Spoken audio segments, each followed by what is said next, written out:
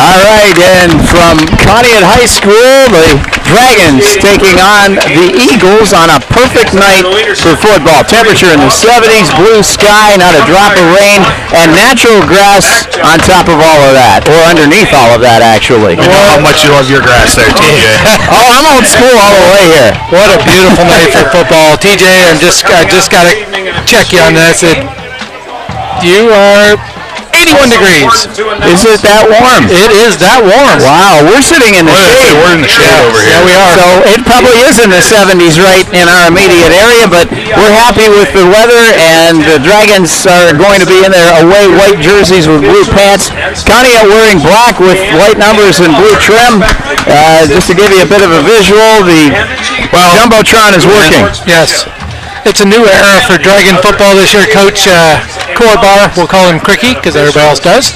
He is well intended with his team. As we sat down to talk the other night, you heard during Coach's Corner, they have goals. They have everybody buying into the program. It's a new era of Warren football, TJ, and it's back. It is, and we're excited to see this team. And during the pregame, when you were interviewing him, he did say that we have 20 seniors, and they did not have, two last year, right? That was all they had, two. So, this is going to be interesting to see. These are a lot of these players we've never seen before. There could be some talent unearthed tonight as we watch the ball game. The captains for the Dragons are Redder, Sheen, Bill Stevens. I think 74, is that Wesley Stevens? I have to get a look here when they break out of the middle of the field and the officials indicate who wins the toss and receives. Warren ran out a little premature, and it was their kick return team. So Warren's going to be getting the ball first. It's just a matter of, is that because Conneaut deferred? Okay, only a PIAA official would know that. So speaking of, we're going to have Nick tell us about the new rules this year for football, what's coming up. We discussed them on the way down. A lot of good stuff happening, and going to be interesting for our listeners. Maybe we'll see that new rule get applied here tonight. Oh, we hope so. Okay, the other two captains, Tyson Harkins, number 64, and number 17, Tommaso Clemente, who had a good year last year returning kickoffs. So the Dragons will receive the opening kick on a beautiful Friday night. I think this is the earliest that we've ever opened up a football season. The earliest I remember. I know there were a few years ago they moved the start up to this week once they did away with the two scrim. Well, you could either do two scrimmages in 9 games or one scrimmage in 10 games. So obviously schools are going to take the extra game. So that's why we're starting so early. I mean, that's been the thing for a few years now, but especially with Labor Day being so early, pushes everything up. Yeah, and it's actually, I think, good overall because you get the playoffs started at an earlier time, and a lot of times you can dodge a little bit of that weather that when you head into November and December. The good eerie weather we hit. Oh, yeah. The whole northwest Pennsylvania area is probably not the most pleasant we have from mid-October on. We have to laugh. John Robbins sent us an email this past week. He goes, "Gentlemen, it feels like Christmas Eve because we've been waiting for this time of year all since basketball ended. So here we are. We're back to football season, and we're ready to roll." Yes, let's see. Liam Fedorowski, number 80, is out there. Clemente is out there, and number 22, Aiden Egger, back for the Dragons to receive the opening kickoff. Tommaso, he returned a bunch of kicks last year. He had some speed to him. He's one of those speed merchants we have. He can run. As we get set here to open the 2025 football season at Linesville, Pennsylvania. And TJ's 37th football calling season on air. Getting closer to that big number there, TJ. Yeah, it is. Well, I did very little of that early on. Gibson and Grady pretty much did most of it. Once in a blue moon, they'd ask me to come in if one of them couldn't be there. This kick will go through the hands of number 22, Egger, and the Dragons will have this one at their own 20-yard line. As Warren, I don't think he anticipated that line drive kick. No, and over in there in that part of the field, it looks like there's some spots shaded. There's other spots where that sun's peeking through, so it is a possibility there too that as that ball was getting to him, it caught some of those light spots, and he might have lost it. It looked like that. I agree with you. Okay, 1st and 10 now. The Dragons get their offense set. And they're going to overload the right side, it appears. Fiskus is the lone receiver to Warren's left. And now they're going to shift out of that and go into the gun. And it is going to be number 3, Corbett. And Aiden Corbett gets stuffed at the line of scrimmage for no gain, maybe even lost a little bit. They had everybody in the box and were waiting for the ball to be run up the middle there. They're going fast. They're going fast. Hurry-up offense, which is good. Yep, up-tempo. And this time it's going to be Corbett again. He got a couple of yards, but the ball did pop out. And they're going to say it's Conneaut ball. I think it was number 2 who recovered it. And we don't have a number 2 on our roster. How about that? Well, he's the one who did it then. we'll give credit to number 2. It might be somebody that switched a jersey at the last minute before right after the rosters were made. I don't know. But at any rate, the Dragons turnover will put the ball on the 25-yard line of Warren. And a golden opportunity here for the Eagles of Conneaut. If you're Conneaut, there isn't much better way to draw up your first offensive series of the year. And the quarterback is Mason Stone, sends a man in motion, handoff, sweep coming to the right side, and a good tackle there by number 13, Patrick Ross of the Dragons. That's what we like to see, TJ, right there, wrap them up in the arms, and that's what we didn't see a lot of last year was wrap-up tackling. Yep, and he did a job on Wyatt Luke, 6'4", 220-pounder, and that was a nice tackle. You're going to see Luke carry the ball a lot tonight. That'd be like you tackling me, TJ. No, I don't think it would. I wouldn't be able to tackle you. He got him down. All right, second down and a little bit. And this is up the middle for about 3 or 4 yards. Ball carrier is number 30. That's Chance Metter. And Metter gets about 3, and it will be 3rd down. So far, I'm liking the look of the Dragons' defense. They seem hungry. They're in control. They're not all out there willy-nilly, but they have purpose. They're closing fast so far. That's a good thing to see. This could be a good test here. This is a typical passing situation, although it doesn't look like a passing formation. 3 backs in the backfield. They pitch it out. Student body right, and nowhere to go. Fiskus was the guy that got him first, and he took down number 14, Wyatt Luke. All 6'4" of them. Fiskus is around that too. And that's a good defensive series for the Dragons. Now it's 4th down. I don't think you're going to punt here. This is go for it territory. They're going for it, and they have the whole 10 to go. This could be big for the Dragons. Offense making the early turnover if the defense can stand tall here and bail the offense out. Well, Stone has Metter right behind him. And they're going to split 3 receivers out to the right. Mason Stone gets the snap, hands it off to Metter. He's got a hole. He's got a first down, and he is inside the 10. Finally brought down by, I think it was number 13 of the Dragons, and that is Patrick Ross.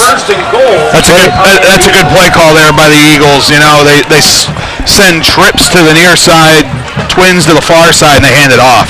You don't expect a handoff when you spread them out like that. Yeah, and they spread our defense just enough, and he cut back. That was a good cutback by number 30, Metter.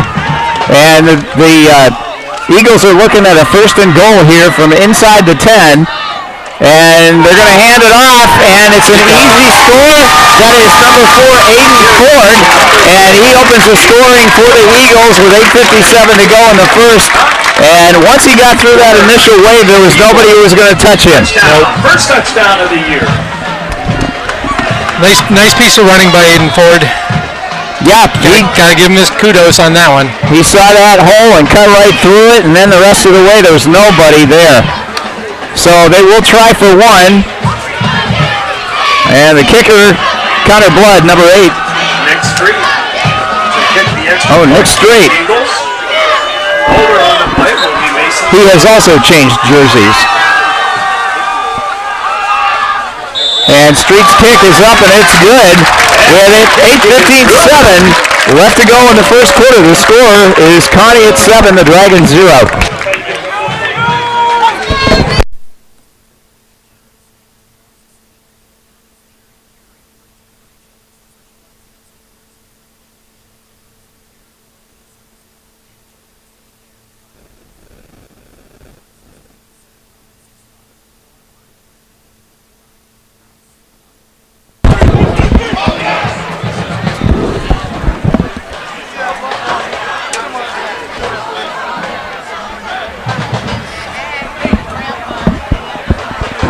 And A&B Heating has done some work at my house, and I can tell you they do great work. So we're glad to have them on board as a sponsor. Dragons trail it in the early going 7-0. We gave a gift away early on, and then it came back to bite us. Yeah, and the Dragons were a play away from getting out of that trouble. Instead with the long run and then setting up the touchdown run. Their misdirection plays are what are working for them because they're getting our defense to flow in one direction and they cut back against the grain, and if they break that initial wave, there's nobody around. And so I'm sure Cricky's going to have to make some adjustments here with regard to the defense and get them to stay home a little bit. We had some outstanding defensive plays, but Connie was able to close the deal. This is a line drive kick. And it is fielded inside the 10-yard line. It is Egger, and he is out past the 30. And the Dragons have decent field position to start. Good field position. You had to see the play, but it went right through the up man's legs. I think he was thinking it was going to give him on the bounce. And right to Egger, and Egger brought it upfield. Hey, Oil City is taking the lead over Harbor Creek. Cole Finley had an 80-yard touchdown pass to get things started. They're now leading Harbor Creek 6-0. And football is officially back. We shall keep you updated on scores throughout the region. Next week we're home at the old ball yard at War Memorial Field to take on the Corey Beavers. The ball yard.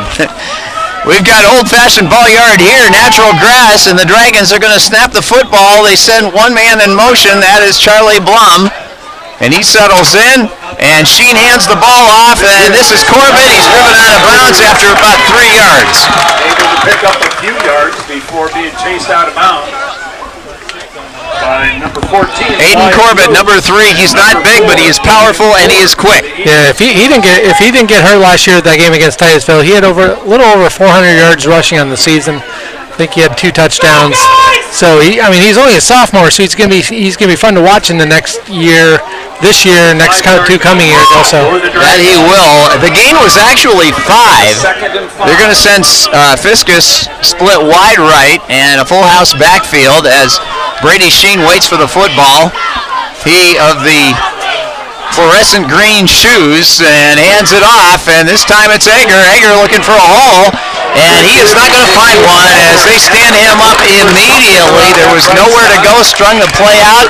Number 3 on the tackle for Conneaut is Braden Feeney, and he came up and slammed him down. I think there was a little bit of hesitation there. I think he had a little bit of a hole, and I think he had one picked out that wasn't the one he wanted. He had another one. I think if he could have tried to get it to the outside a little more, waiting for that hole to open up, then it never did.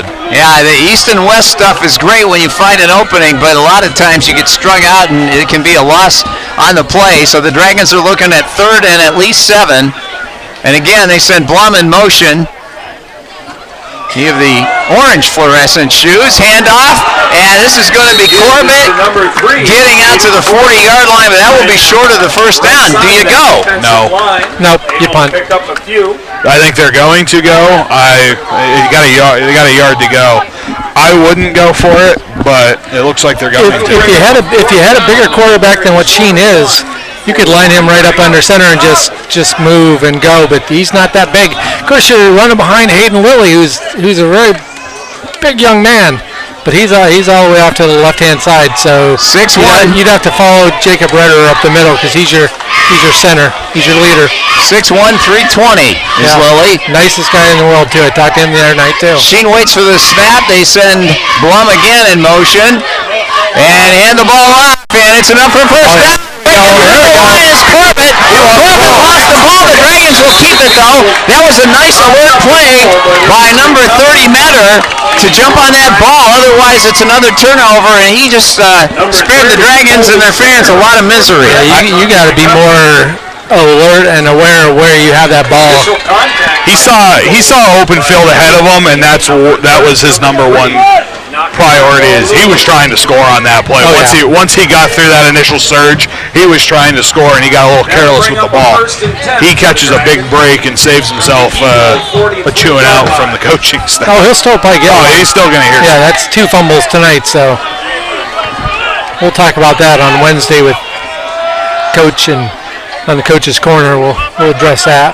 Full house backfield again, this time handoff, and it's the deep back, and it will be Ager this time. He plows ahead for a few.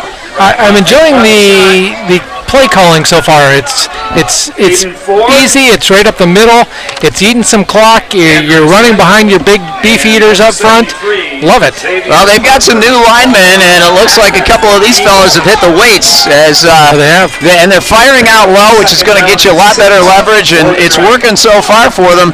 Boy, it would be awesome if we can get a score here to answer back. Yeah, this is great play calling here early on. You know, you're keeping it simple. You're chewing the play clock, although they're already down to 10 seconds on the play clock, and they may have to take a timeout. They're down 5, 4. They better take a timeout. 3, 2, 1. Delay a game. Yeah, it's a flag, and they're going to march them back 5, and you can ill afford those here inside Conneaut territory. That's going to move them back to about the 44, 45-yard line. Those are mistakes that you just can't have, especially you get that big play going. Yep. I think Charlie Blum was a little confused about where he was going because he was looking at the sideline with his hands like, Coach, I don't know where I'm at. You can burn your timeouts in the first half. Oh, yeah, that's not that critical. I mean, you don't want to blow them, but if you can, save yourself 5 yards like they could have right there, it might be worth it. And this time Sheen hands the ball off to Corbett. He's going nowhere. Nice play by number 26. That's Dustin Harper of Conneaut. Number 26. That didn't fool him. Good run in the backfield. Dustin Harper. So now we're looking at 3rd and 11. And penalties like that can just kill a drive. Yeah, you had good momentum. You had a solid first down play. Get 3.5 yards. That's all you need. That's all you need every play. You're going to keep the sticks moving, get the penalty, push you back behind the sticks, and then another negative play. Yeah, that's something that you got to be aware of the situation at all times, because I think had we been able to keep that down, we probably would be moving the chains right now. And hopefully the Dragons can on this play. Shotgun. Blum goes to the right. And he sets again, and now it ran out of time again. I thought he maybe jumped from his stance a little too early and wasn't set for the full second.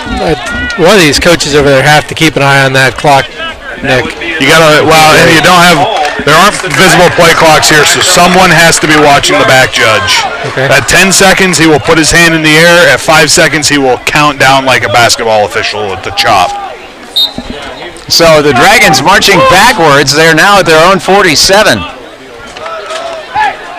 Got to get something going here. I think the obvious call would be a screen. And we'll see what they do. Sheen it's kind of actually more like a pistol than a shotgun. He's only about 2 to 3 yards back of the center. Now Blum moves over. And Sheen is looking for some running room as nobody was open, lost the ball, and I think Conneaut jumped on that one. And it looks like he loses the ball on contact. We await a decision. I said it's a pile, it's Conneaut's football. And you're right, it is, and you can hear the crowd roar as the Eagles get their second turnover of the evening, and the Dragons squander what I thought was a golden opportunity. Ball at the 40-yard line, and they only had a few yards to go to get a first. You're first and 10 over to the 50, and you have 2 delay games, and you fumble. Yeah, that's going to give the coaches nightmares tonight. Something to discuss in the film room. Oh, yeah. Those are never fun when you're a player because you can't hide. All right, 1st and 10 now for the Eagles. Mason Stone is the quarterback. His first year as a starter. They send a man in motion, and they go with a counter play, and they've got wide open spaces.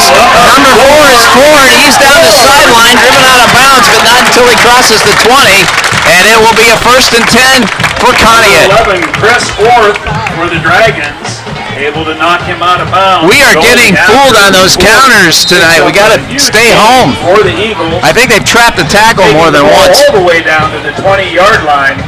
So it's 1st and 10 now. Conneaut, they're going to spot it right at the 20-yard line of the Dragons. We have 4:32 to go in the first quarter. And with John Robbins, Dave Engstrom, Nick Hoffman, this is Tim Giuliano as we open the season here. The Dragons against the Conneaut Eagles in Linesville, PA. Yeah, I think the Dragons are too concerned with Wyatt Luke because they think, hey, he's a big guy. And here comes Nate Ford and just putting some yards on the old toad in the mail. Yeah, well, they have a good strategy there because it's been working. This time, number 30, the ball carrier, and that's Chance Metter. For the Eagles, advancing the ball about 5 yards downfield. He gets to the 15. Number 12, Noah on that tackle for the Dragons. Coming up at halftime, we'll have some hot scores throughout the region, plus John Robbins joins us for the first time this season to discuss whatever's on his mind, plus he'll give us some stats and yardage and a bunch of other useful information from Mr. Robbins. Might even talk a little pit football, who knows? I don't know if we'll let him. Hand off to Metter. Metter off tackle. Metter will score as he is in the end zone. The only guy that had a chance for him was number 8, Alex Menio, but he was not able to get there in time, and the Eagles go up by 2 scores pending this extra point here. Another 6 points. We have an injury on the field. Major Dragon. And it might be Menio, I'm not sure. He was the guy that was over there that made contact as the runner crossed the goal line. Metter's a pretty good little running back. All right, we've got a timeout on the field. We'll take a break with 3:35 to go in the first quarter.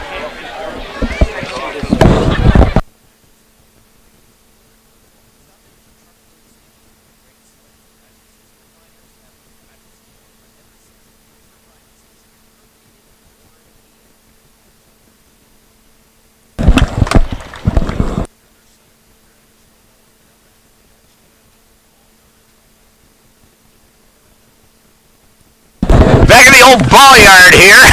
Thank you, Jacob Renner, who is the center for the Dragons, for that ad. And Conneaut will attempt the extra point. Street is into kick, and Stone will hold. Give you some score updates as we go after this play. And that one is true. It is 14-0 with 3:35 to go in the first quarter. The Dragons are trailing by 2 touchdowns. So Jordan Washington has a pick 6, and Cambridge Springs is now tied with Fairport, Ohio, 7-7. After a Titusville turnover, Lucas Baker finds Keaton Frasina for the touchdown. 6-0 Corey over Titusville. We'll see the Corey team next week. Girard 6, Sharpeville 0. And let's see, that's about all I got for right now. Oil City leads Harbor Creek 14-0. Okay, we will have number 22 Egger and number 17 Clemente deep for the Dragons to receive this kick. This kicker, the last one he connected with, went on a line drive. It was very difficult to handle. Actually, both of the first 2 kicks were very difficult to handle for the Dragons. It's completely shaded down at that end of the field now, so hopefully... no excuses. And it is Wyatt Luke who does the kicking. This kid can do everything. They throw it to him. They've had him throw the football. He's a good defender. And now he's going to kick off. You hear 5-tool player in baseball. He's a 5-tool player out there on the football field. Yeah, good athlete. He can play 5 positions. And he's a big, strong kid as well. And this one is going to be out of bounds. Yeah, he shanked that. And the Dragons will get great field position as the kick results in the ball being placed on the 35. At least I would imagine that's what they would elect to take. Well, the way we've been handling the kickoffs tonight, I would elect that too. We just haven't caught the ball very well. And I get the first game jitters and everything, but we could be right in this thing, except for just a couple of mistakes that we've made. 3 of them that I can count. Take the ball at the 35, guys. Yeah, they're going to make them kick again? They can take it 5 from where it went out. They can take a 25-yard penalty to put it to 35, or they can go 5 and make them kick again. But I think I'd take it at the 35. That's the only time you do anything else is if it goes out beyond the 35. Well, they're still talking about it. And we don't have the ball placed yet. It's going to the 35. That would be, I think, the wisest thing for Warren to do right now. That's what you do. Still in the first quarter, 3:45 remaining. The score 14-0 Conneaut. Dragons had one drive opportunity that they squandered, and we lost the ball a couple of times. So cut down on the mistakes. The game is a lot closer, I believe. Oh, what are we doing? There we go. Yeah, Dragons have shown signs of improvement so far with the first drive, So, hey, we're going to capitalize as we go. This is still a young season. They were opening some holes for the runners, and I really like that sign. We've got some beef up front. Need to hold on to the ball. That's the key right now. 35-yard line, 1st and 10. We're still eagerly anticipating the pass. They passed a total of 20 times last year, so when I talked to Coach, he said we're going to try and do that in one game, but... Well, they attempted to pass a few more times. All right. Some sacks. They're going to go this time with a naked bootleg and waggle play. Sheen is going to get a first down, I do believe. Yes, he will. Nice play call right there. Yeah, completely fooled him. Nice hard piece of running from Sheen. Saw where he wanted to go. Last year he would have, not done that, but this year he's got some intestinal fortitude with him, and he took it full steam ahead. So they moved the sticks. Ball is at the 45, and we're still early in the game, first quarter action, and Warren looking to mount a drive. They've had what appeared to be good starts, but maybe this time we'll be able to follow it through and get to the end zone as the Dragons break their huddle and come out again with a full house backfield, and then they have the quarterback under center, and it's power I time. As Sheen Bark signals, he pitches out, student body left, Corbett, and he's going to be close to a first down. It's going to get 9. And see, this is what we talked about last year, every game we did. Put together a drive. It's a 9-yard gain. Stay out of your head. Keep the drive going forward and not go backwards. You get kids like Alex Wilkins and Hayden Lilly out in front of you. That's some pretty hefty blocking, and they excelled in that play. They're the big beef eaters of this line. Yeah, we have done well when we've run to the left. Well, either side, actually, tonight. And now Orth goes he split wide right. And Fiskus is split left. The pitch out's going to go to Corbett, going to the right, and he cuts back, and he could have been dumped for a loss. That was a nice move to plant the foot and cut back inside. He got about 2. That play did exactly what it was supposed to do. Get the first down and move the sticks. Yep. There's some instances where people like to take the shot down the field. I like just getting the first down, move the sticks. Move the sticks, keep the clock going. Keep the clock going. Yep, 2:06 and counting left in the first quarter, and the Dragons are looking at a 1st and 10 at the 44-yard line of Conneaut. It's 14-0. The Eagles lead it. The Dragons have lost a couple of footballs tonight, and that did not help our cause. Sheen is under center. He's going to step back, look downfield, gets rid of the ball, and complete to Tage Wyman, who's taken out of bounds after a gain of about 3. Sheen did a great job holding that until the very last second, let it go, and it was on target. Yep. He's maturing as a quarterback. He's got moxie now. It's the old 3-step drop there. You don't see that very often in football these days. Last year he took the 33-step drop. He had to do a lot of running back there. Sheen also looks to be a couple inches taller and maybe 10 pounds heavier this year, which is helping him out. It's a power I formation, and Brady Sheen is under center again. This time Orth is to the near side. This time they give to the up-back, and that is number 30, Colby Zinger. And Zinger plows ahead. 22 meets him, Nick Paneri. Hit him hard in the hole. Got about one. I was going to say, they haven't spotted the ball. Now they place it down at about the 37.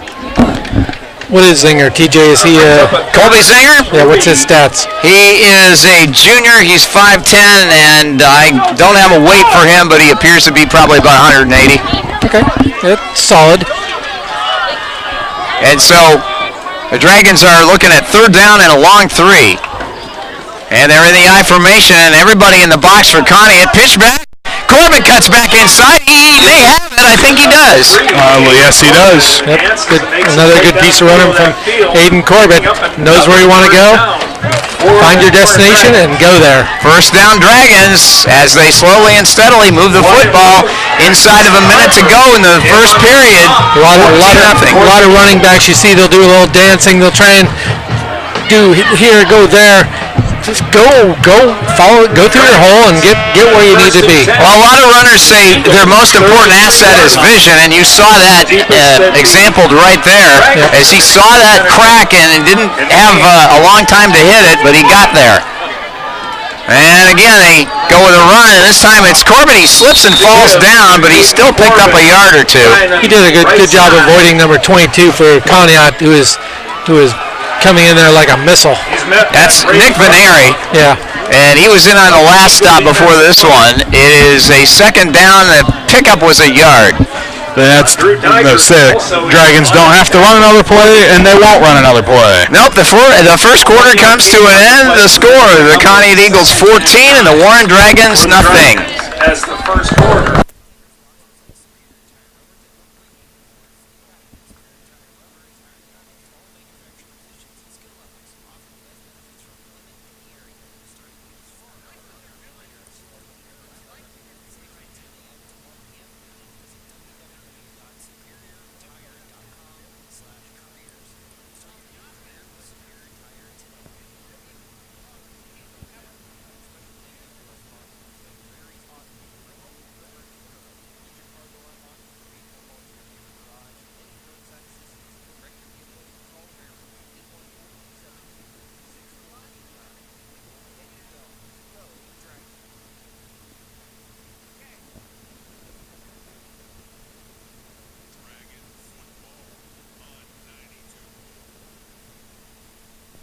And game one of the 2025 season, the Dragons find themselves in a bit of a hole, but some of it was their own doing as we caught the football up twice, and I believe 3 times, and one of those we recovered.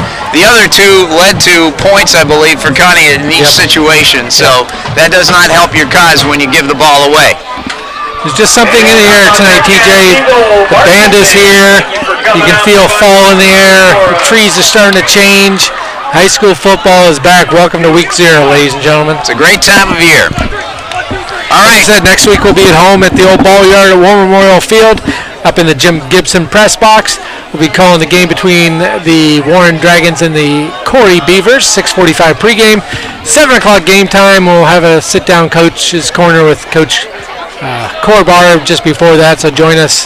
And if you can't join us at the stadium, join us on the air.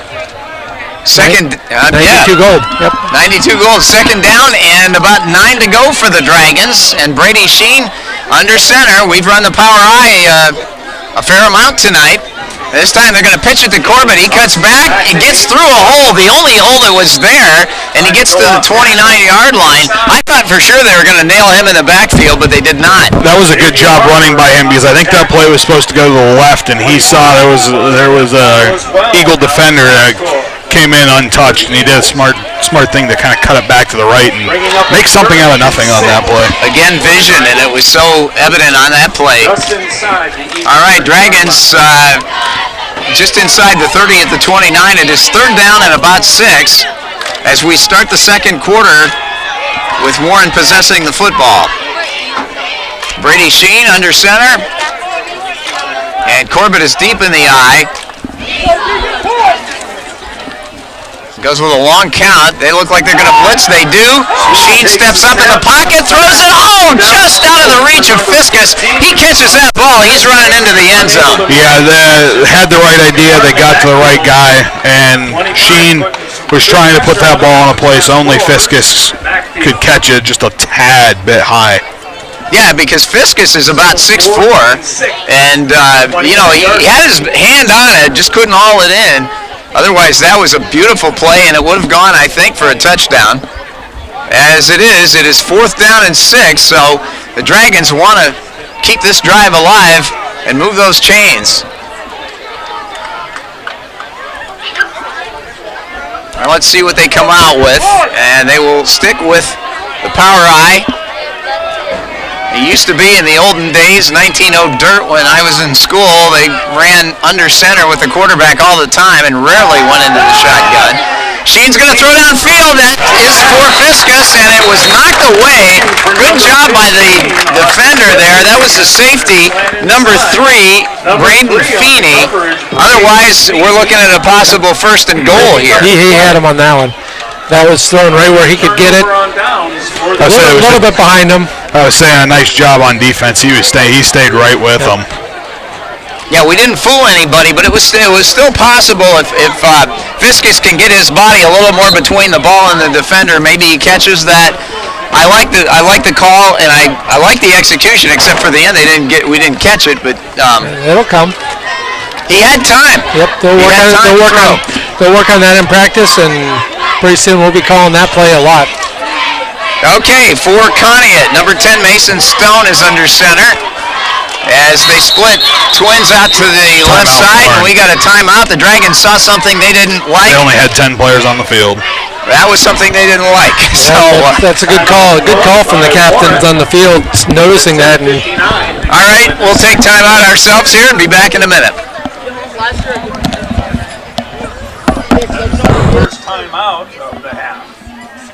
3 drives that were promising and ended disastrously. They just run that simple slant pattern that every football team faces on the planet has. I'm just surprised Tom Brady. Sheen stands in there. Yeah, he has matured. I like what I see from him. He had that nice step up and around. Well, last year they had him running for his life. Yeah, he didn't get rattled. He's definitely cooler in the pocket.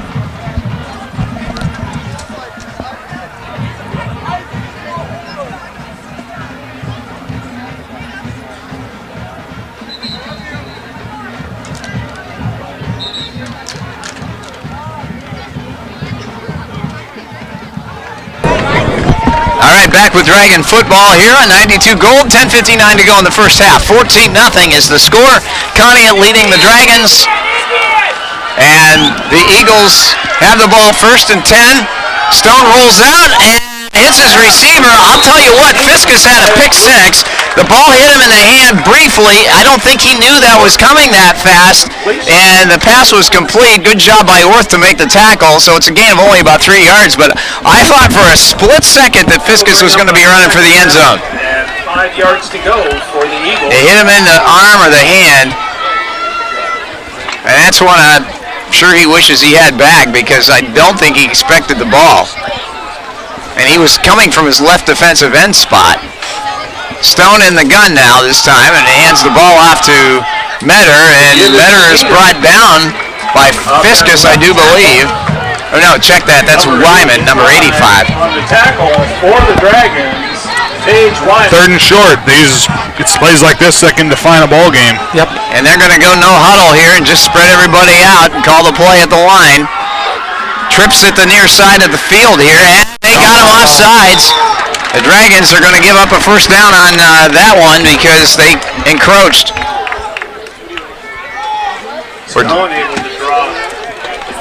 Or did they? Warren jumped. Yeah.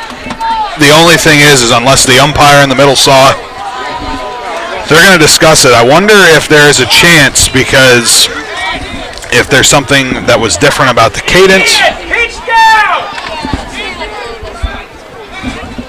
Encroachment, yes.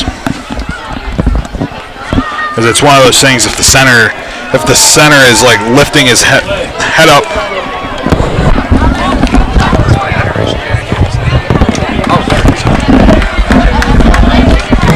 So early in the second quarter, Corey now leads Titusville 14-3, and at the end of one, Erie and Cathedral Prep knotted up at nothing.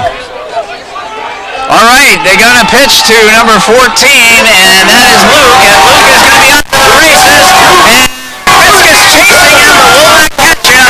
Wyatt Luke all the way for a touchdown. And that is a 60-yard run. And just like that, Conneaut is up 3 scores. I thought Dragons had that contained pretty well, and then all of a sudden containment broke down, and off he goes. Yeah, he can do it all. He showed that right there. He ran away from the defense and got another score for Conneaut. And he is all that. He can play any position. He can even kick the ball as well as anybody I've seen, except that one shank. But kid's a good athlete. He scored for him right there. Once again, kicking for the Eagles, Mitch Street. Mitch Street, number 8, will attempt the PAT.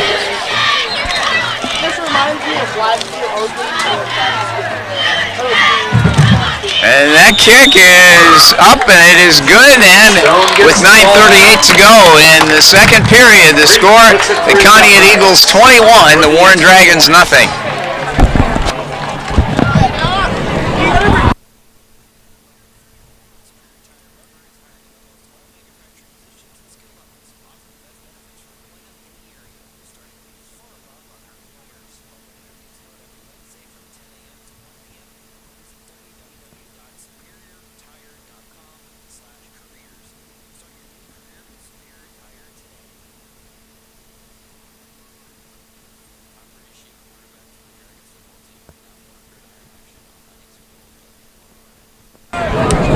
And we got a hand it to Brady Sheen. He has shown nothing but calm, unflustered relaxation in the pocket. He is not jumping out like he did last year. Is able to sit there and wait and find the receiver. And his passes have been pretty much on target tonight. We should have caught a couple of those.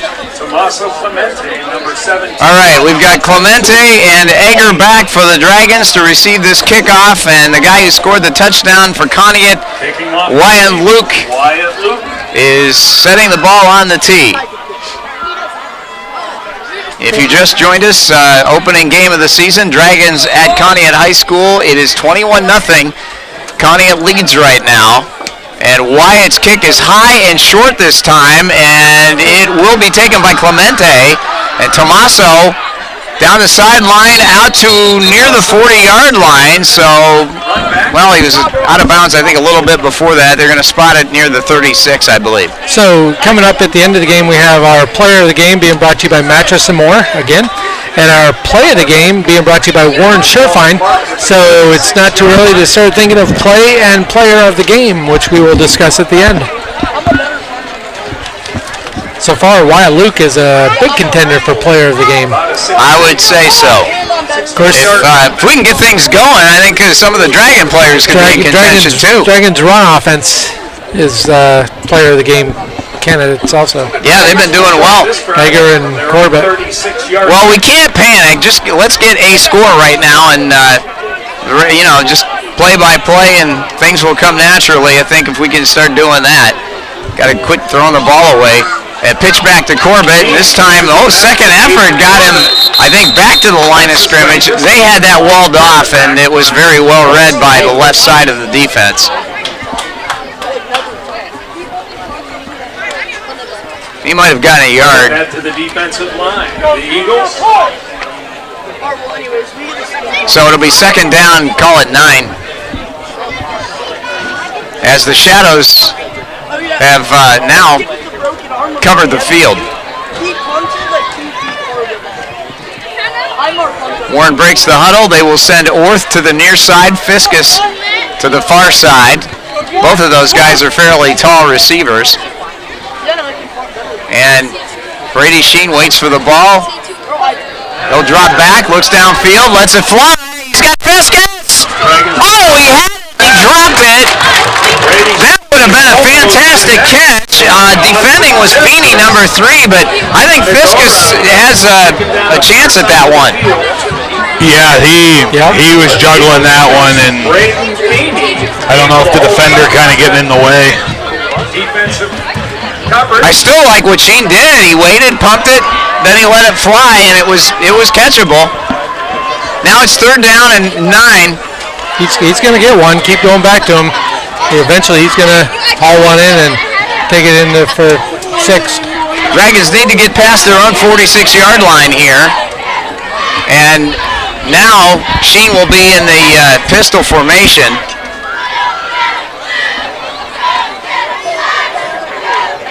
He will drop back and look downfield.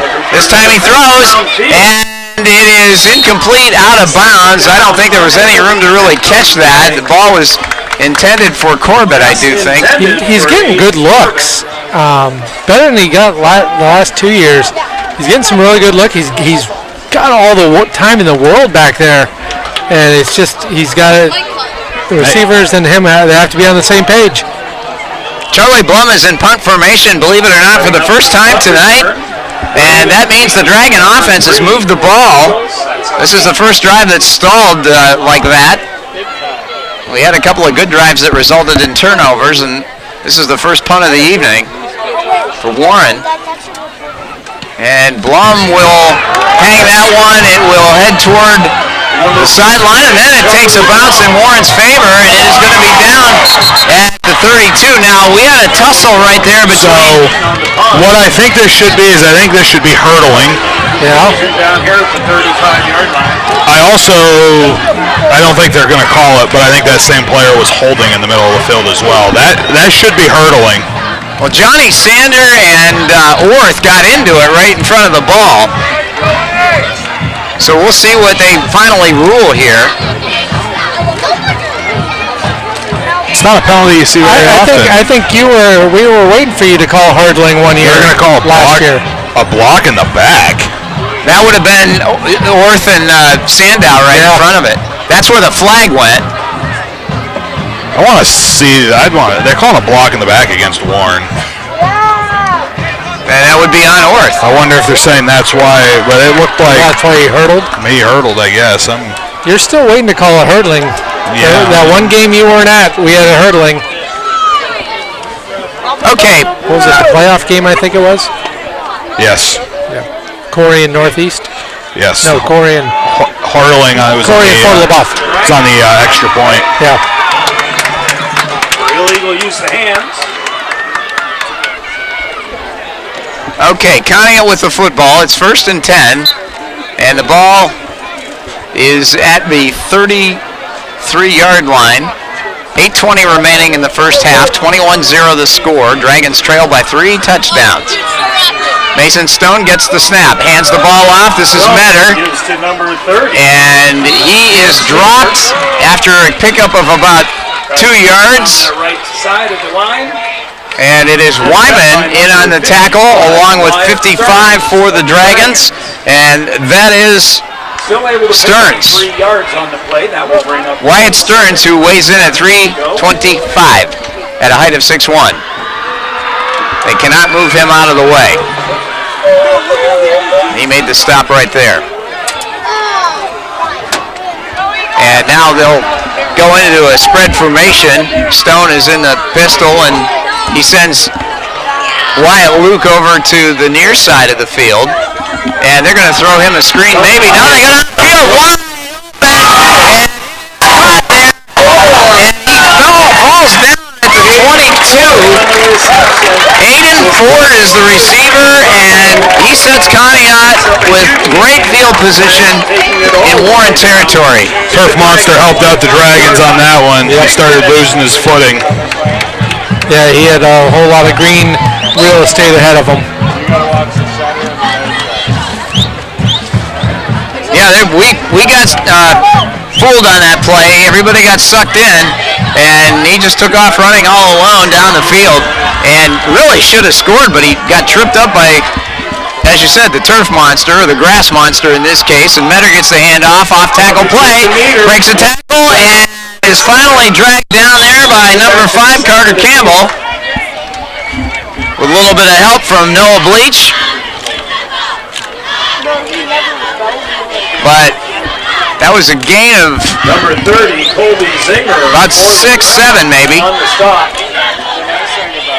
Inside the 20-yard line, it is 2nd down and 3. Brings up a 2nd and 3 for the Eagles.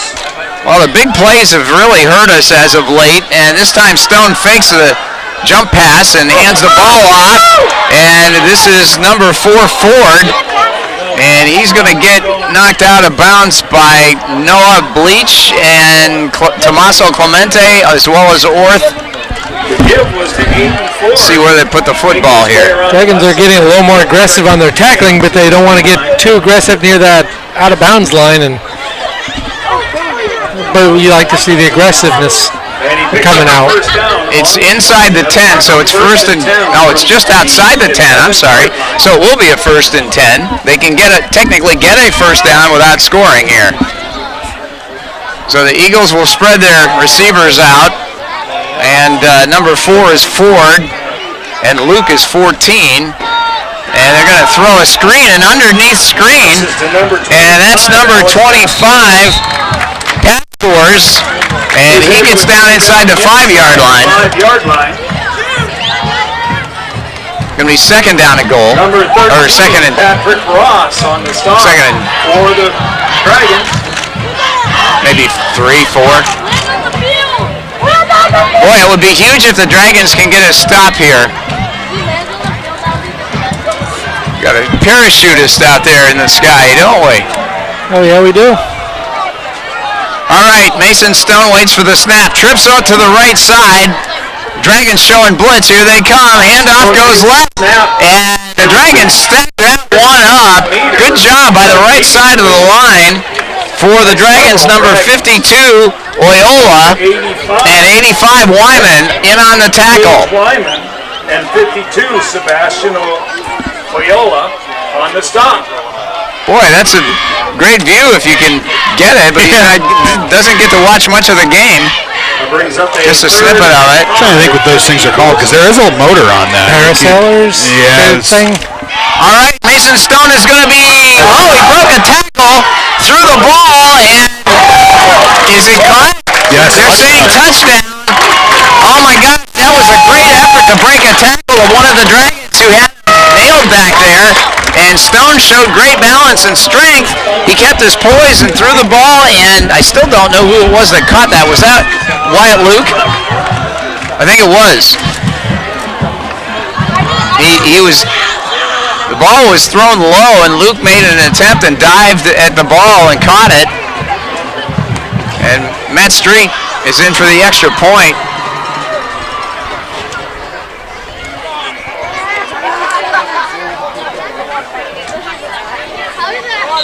No, they weren't. That play wasn't ready. Yeah, they weren't set, and so. The play was blown dead. So Cathedral Prep has drawn first blood over Erie. They're up 7-0. Titusville now takes a 21-3 lead second. Lucas Baker has a touchdown run. And Seneca has taken the lead over Sagertown 14-7. Keep it updated as we go. And now they'll try the extra point here. Street. High snap, gets the ball down, and it is through the uprights. It's good. We have 4 minutes and 59 seconds to go in the first half. The score, the Eagles 28 and the Dragons 0.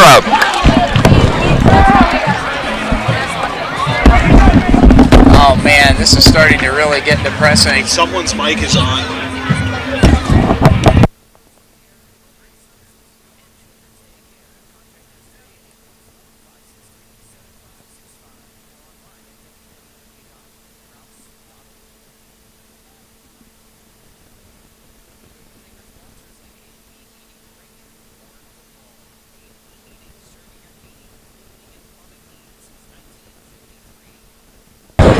All right, the Dragons now trailing by 4 scores, and Conneaut has had the momentum since about midway through the first period. It looked to me like we were going to hang right in there with them.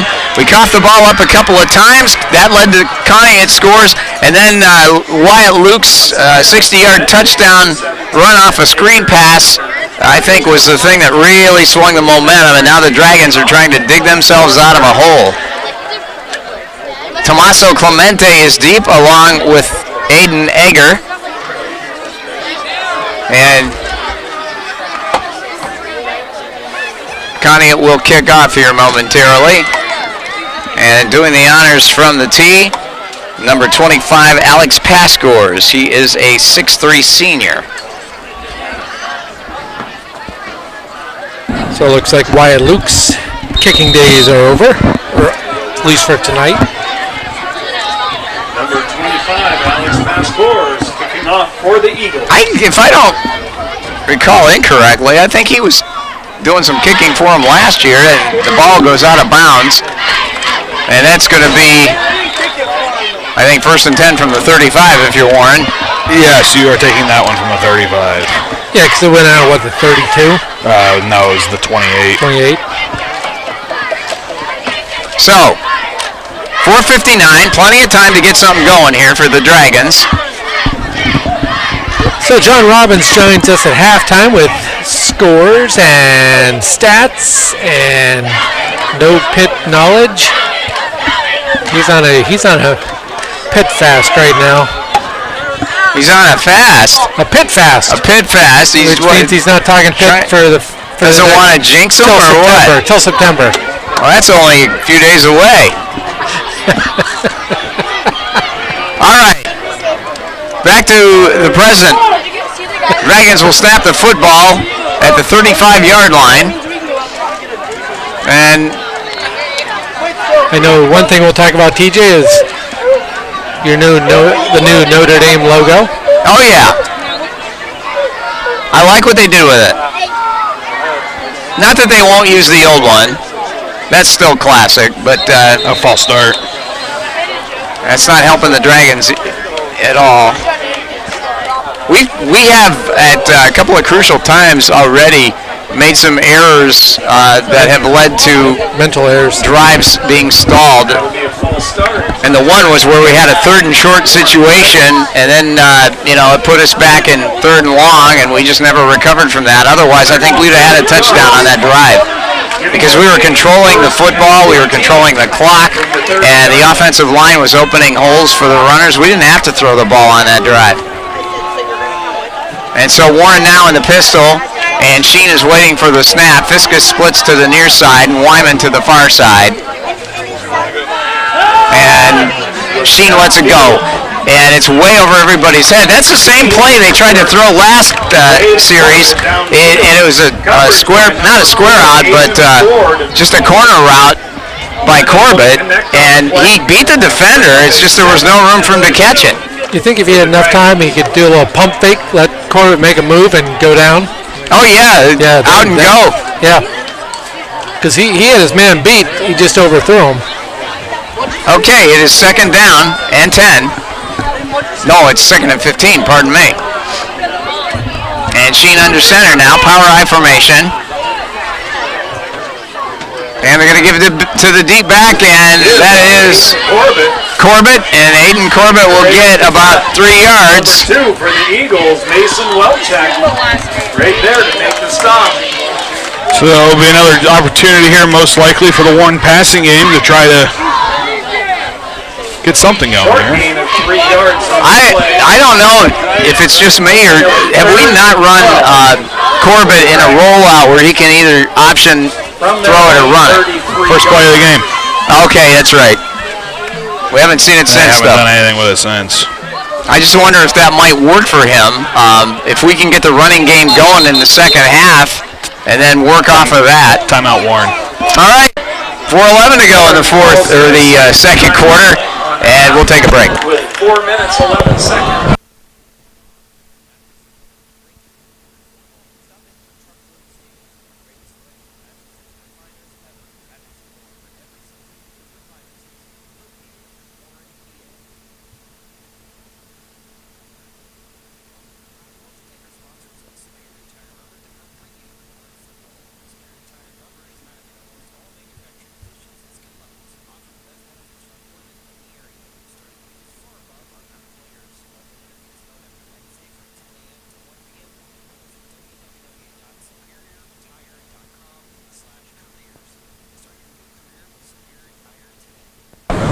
Opening game of the season in Linesville, Pennsylvania. The Dragons against the Eagles, and the Dragons trailing 28-0. This is the first game for Warren under new coach Chris Corbar, and talked to him a little bit before the game, and Dave Engstrom talked to him at length, and one of the things that struck me, he said, the goal is to let's get a win first and go slow and work off of that. You're not going to, go 11-0 or 10-0 right away, and we actually have shown some sparks of brilliance tonight, the way we've been driving the football, but mistakes have really hurt the Dragons. So a score coming in from the Pasture of Pain up in Eisenhower.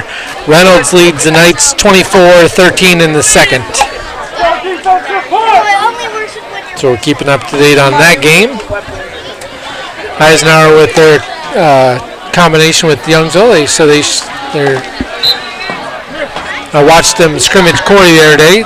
They don't look too bad. All right, Dragons are in a power eye right now. Sheen's going to draw back, look downfield, and gets out of the pocket. Lets it go. He tried to hit Fiskus. That pass was just a tad behind him, and it was knocked down and almost intercepted there by number 3, Braden Feeney, who's had a good night defensively. He's stopped a few passes and has covered Fiskus the majority of the time. We would need to credit the Eagles. And so Backfield for the play. it is now 4th down and 12, and we'll see Charlie Blum in punt formation. Back to receive for Conneaut is Feeney, number 3. Kid seems like a good athlete, plays defense, runs the ball, can catch it, and he's not afraid of collisions. 4th and 12. We have 4 minutes and 3 seconds to go in the half, so this will give Conneaut an opportunity to try to get a score. Try to get it to that magic number for them. That's true. It would start a clock up, wouldn't it? Yes. Hopefully, Charlie will get a better punt off this time than he got last time. Yeah, that one looked like a shank, and this snap is a little high. Good job by Blum to get it controlled, and Clemente is following the ball, and he will down it at about the 37-yard line of Conneaut. So the result was what we wanted. No return and a decent change of venue, and now Conneaut's going to start 1st and 10. With 3 minutes and 53 seconds. Again, you want to hear what John Robbins has to say at halftime. I'm not going to predict that he'll talk about any specific thing like I did earlier in the ball game. He's been cut off. He's limbering up. He's doing push-ups on the bench. He's getting ready to come in the game. So 1st and 10. We give all of our credit to our broadcast to John Robbins. He's our radio coordinator, and he's on for the 2nd year. So everything that you hear us talking about, it's all because of him.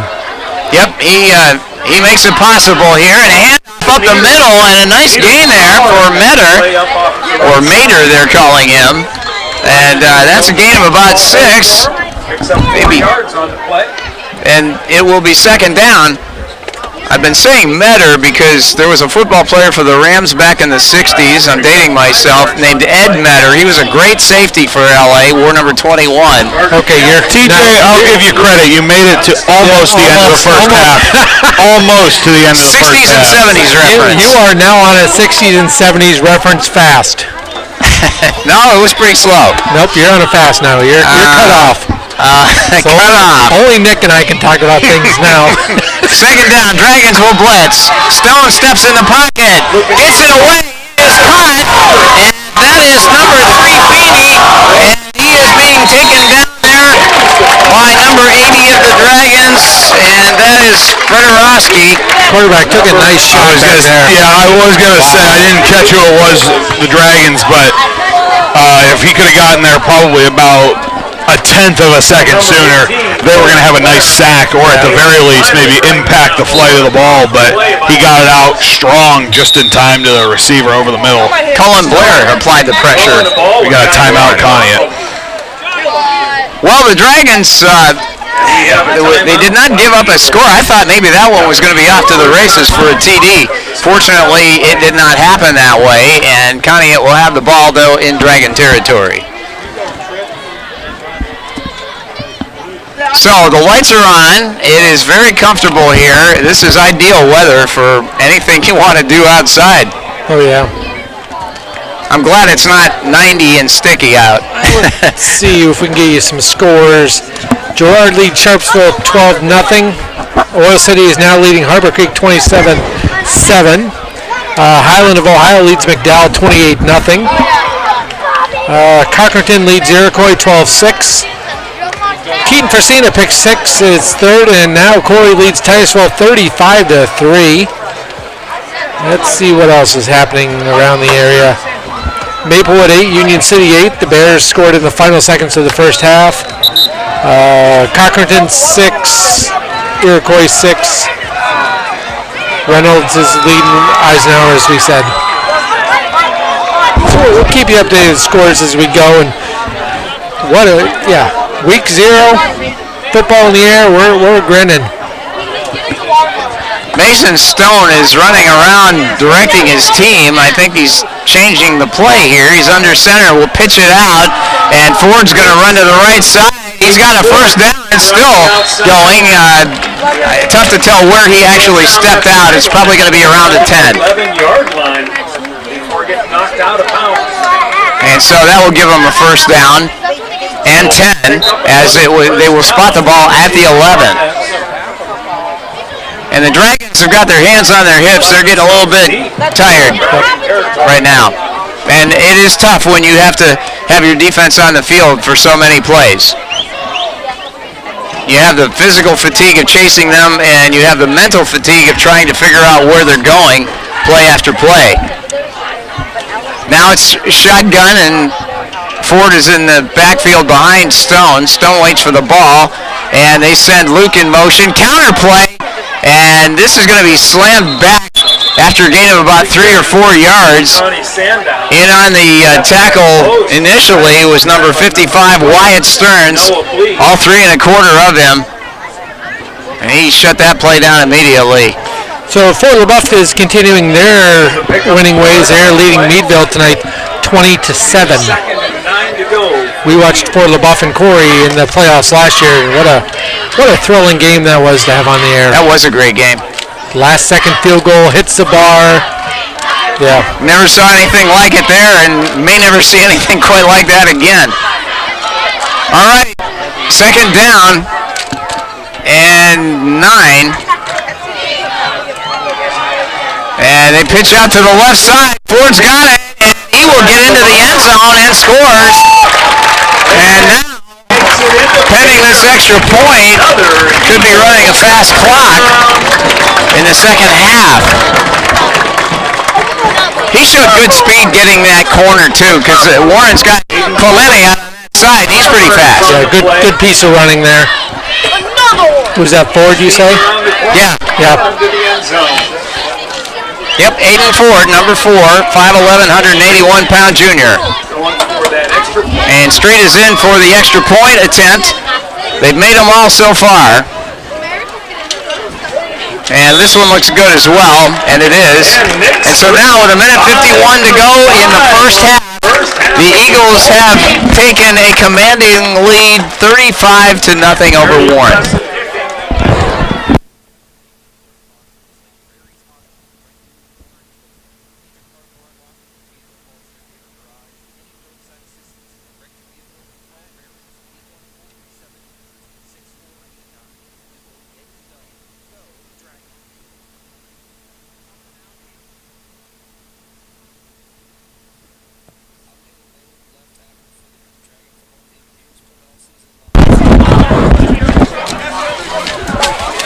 Okay, so the Dragons in game number 1 this year, this is actually week 0, but it is game 1 for them.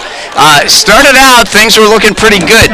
We lost the ball to Conneaut a couple of times, and the floodgates have opened since then. They have had 2 quick, long scores and 1 long sustained drive since, and they have racked up 35 points tonight on Warren. Warren's offense, though, you have to say, has not looked bad except for the fumbles. Yeah, they're running the ball really good. And Sheen is standing in the pocket making good passes. one of them's going to connect here pretty soon, so we'll wait for that. We got to get some stops on defense. That's the big problem right now. And this is a low line drive kick, and it will be Clemente handling the ball. Tommaso Clemente out to the 20, 25, 30, 35. And finally out of bounds somewhere between the 40 and 45-yard line, I believe. I have a feeling this one's coming back. There's yellow on the field. You're right, Nick. Right when he turned that corner and turned on the speed was about when that flag went. Illegal block? What do you think? It's either going to be that or a hold. It's going to be an illegal block in the back. So this will come back, negating a nice return by Clemente. And again, week one, sometimes you do see some mental errors that I wouldn't necessarily. Well, yeah, I would. When you hit somebody in the back, you're seeing and knowing what you're doing. One of my predictions this year is Tommaso Clemente is going to break one. He'll take one back to the house. He's got the speed. I'd love to see him do it tonight. I wonder how many homecoming games we're doing this year. Well, you're what, 4 out of 5 or something like that for the last 5 and 1. So several. We got to find the good one. I know. Yeah, Dave Angstradamus. I know Titusville comes to us this year, so we've been to their homecoming twice in the past 2 years. Corbett gained a couple on that dive play. It's second down and about 8. We'll put our statistician John Robbins on that one to see how many homecoming games we'll be at this year. Second and 7. We're going to start laying odds on that and make some money over it. Corbett now off tackle. That one went nowhere. And now Conneaut is almost expecting the Dragons to run the ball. And Warren has a 3rd and about 4 right now to go. They need to get to the 35-yard line. 3rd and 4 for the Dragons. Fiskus will come to the near side. 30-yard line. And Wyman goes far left. And they send one back in motion and hand the ball off. And that is a gain of about maybe a half yard. Corbett, the ball carrier for Warren, but now they're filling the gaps and they're bringing everybody in the box, and it's not even. So you go into halftime, you go to the locker room, you're Coach Corbar. What do you say? Well, first thing I tell them is, look, it's a learning process. We're gonna get better. Don't panic, and then just start with the little things. Keep that running game going. We might have to change, some blocking schemes or whatever, but they're running the ball well, and our offensive line is able to move some of those guys out of there. So, yeah, the Dragons don't have to snap it again, so that will take it to the half. Okay, that is the end of the half. The score, the Conneaut Eagles 35, the Warren Dragons nothing. That will bring the first half of play to an end.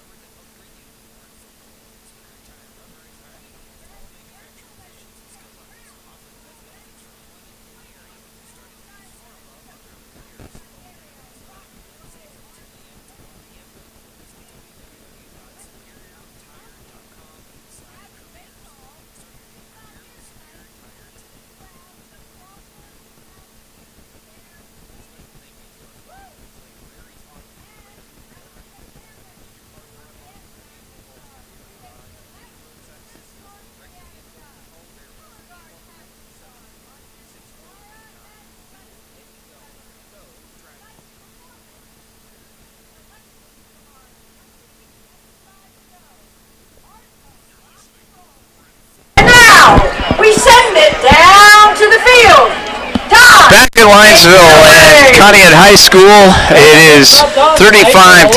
The Dragons trail it. We've seen some good things from Warren in the first half, though. I do like the blocking. I do like the running. We made a few mistakes, and I think momentum kind of took over about somewhere in the second quarter, and that's what's put us where we're at right now. I mean, the offense just looks light years ahead of what it was last year. I mean, the one thing that's still there is the mistakes, the fumbles, the flags, the penalties, and everything. But you have to at least take away something, and this offense looks a lot better. The schemes look a lot better. They're actually using their size in the middle to their advantage. They're a good offense. It's just, I think it comes down to, once again, the momentum.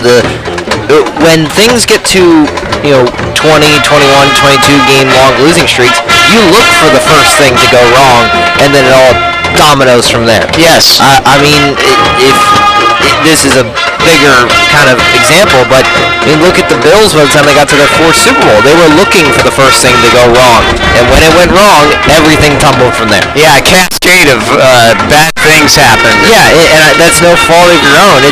I mean, when you live these types of streaks, it becomes a mental thing, and it's unfortunate. I mean, I lived through it. I called games for Teal. I mean, I lived through these types of experiences where first thing goes wrong. Well, all right, we'll see you next week, and it's a 14-7 game.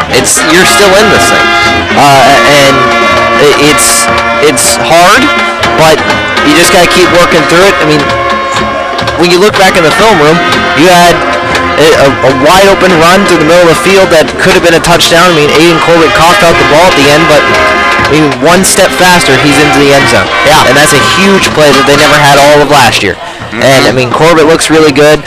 Sheen, passes are on hands. They just need to haul them in. I mean, that's a receiver's thing. You got to hit the jugs machine, and at that point, but we'll see how he develops. I mean, it certainly as a passer and a pocket presence, he looks night and day from what he did last year. It's kind of unbelievable how in one off season he's made that switch and just actually became a quarterback. I mean, he run scared for his life last year. Now he looks like a really, really good quarterback that can do something when his receivers can haul him the football, which is, it's fine. It's week 0, and this is, I mean, yes, there are 20 seniors.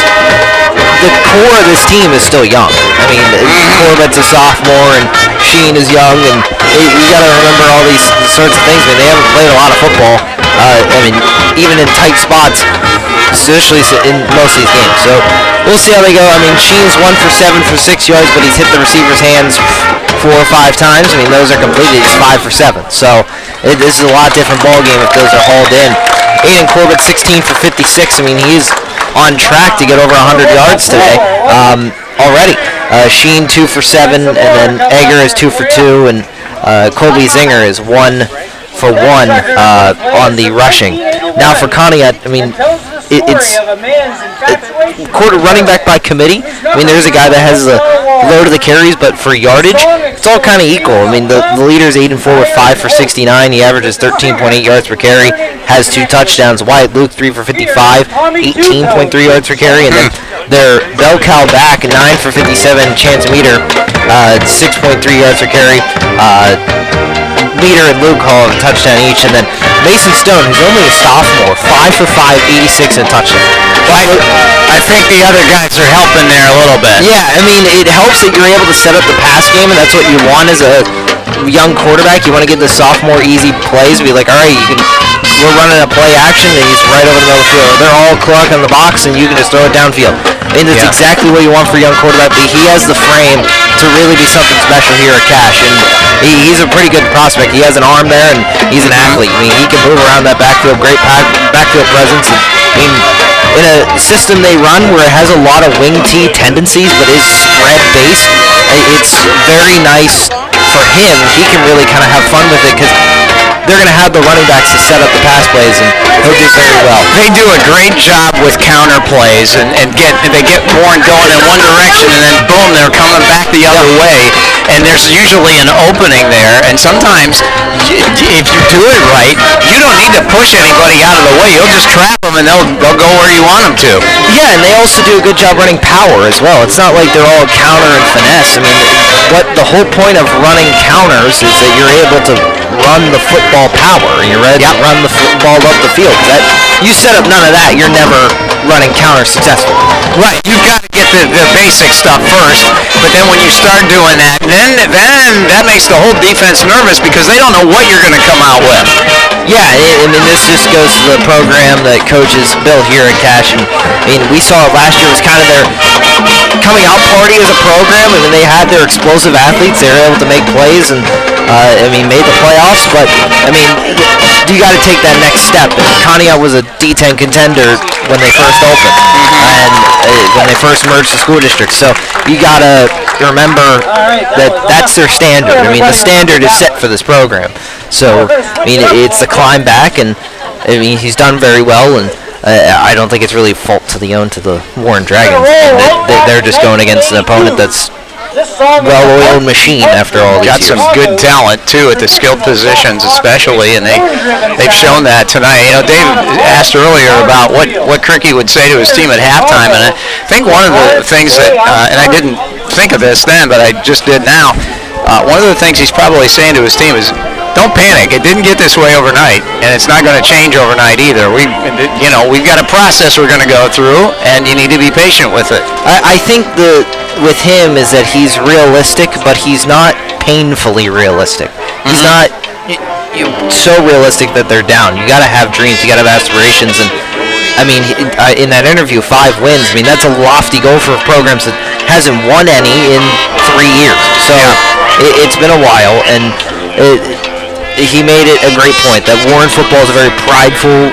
I mean, you played. I mean, I was on the team. I don't know how much I played. You're still there. You showed up right. Yeah, I was there. You put on the jersey. You put on the helmet. I mean, it's a long-standing tradition. You got to build it back, and in one day at a time, unfortunately blowout at a time, and it's a process, and you got to have kids that love the process, and I think they've got a couple here. I mean, look at Brady Sheen.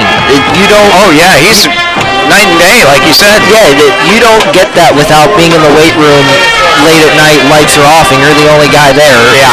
You go to the War Memorial every weekend, and you're thrown maybe to air, and you're stepping up in the pocket, and you're throwing around, you're watching film, and there are guys that embrace the grind. And here's the thing: you can say that all you want, you can put out that rhetoric all you want. It's guys that actually do it, and we can see it out here. It's not lost that it's there. It's just, will it translate to wins at some point is what the hope is. Yeah, and nobody gets better at football by osmosis. You have to do the work, as you said. As we listen to a little bit of Chicago and Peter Cetera there. Great selection for. Oh, they're playing great. They played Jenny and 867-5309 and Chicago. Yeah, 1982. Hard to say I'm sorry. And they're actually playing the instrumental follow-up to that right now. That's cool. It's a band director that clearly knows his music. Yeah, they got some good tunes going on here, and it's not a big band, but they sound good. Listen, it's high school football. You just gotta enjoy it. Enjoy the band. Enjoy the. Man, I missed it. You guys were talking about it already. It felt like Christmas Eve yesterday. I woke up this morning and it rolled over, and I saw Friday, and I was like, oh, I haven't felt a Friday this good in a while. It's nice to be like, all right, I'm gonna be under the lights tonight, and. Huey Lewis in the news where San Francisco Bay Area won. And it's going to be. Dave Engstrom was able to count 40 members of this band. He would know. He was in the Youngsville band in high school. Which did you guys go to like Ireland or Disney World or somewhere? No, but they have done that. Rose Bowl parade? No, nothing. Okay. Youngsville parade. Some may say as big as the Rose Bowl parade. Some may say. Well, he's on the equal level. He set the precedent though for the teams or for the bands to come later and go to those places. We learned on that zone. All right. Dave Engstrom, man of many places like Youngsville and Warren, and wherever the Warren football schedule takes him. That's about it. Traveler of the world, as long as it's in Northwest PA. Oh, you've been out of the country though. But I mean, it's great to be back. I mean, we got college football tomorrow, and next week the full slate. We'll have Corey at home, and man, it's a Friday, and we got a game to do right now. And that's fun. it's great. It's great to be back with you guys. Let me tell you, It's been a while. I know. Every email I've sent this week, I've been smiling. I'm like, oh man, I can't wait to get back, and hopefully this year we'll see the streak snapped. I mean, I was blessed to see a streak snapped, and let's hope we get to see it this year, because that'll be awesome. You know, I think one thing that I believe Warren's probably going to work toward, let's just get a score tonight. Yeah. Get a score. I don't care if it's on defense or offense, get a score. We got to get points. Yeah, I mean, it's tough right now. You're staring down a running clock in the second half. I mean, but the building blocks are there. I think this new era, this program, there's a base layer that's certainly there, and I think there was the Grove City coach. I'm blanking on his name. He had brick by brick when they were building their program back, and his first season went 0-10.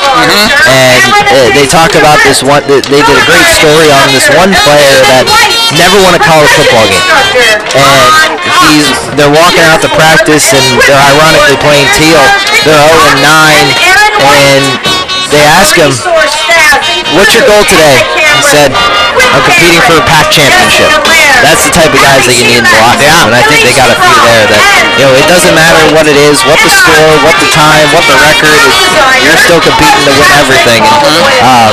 And boy, when they get over, I can't imagine the party in the streets in Warren.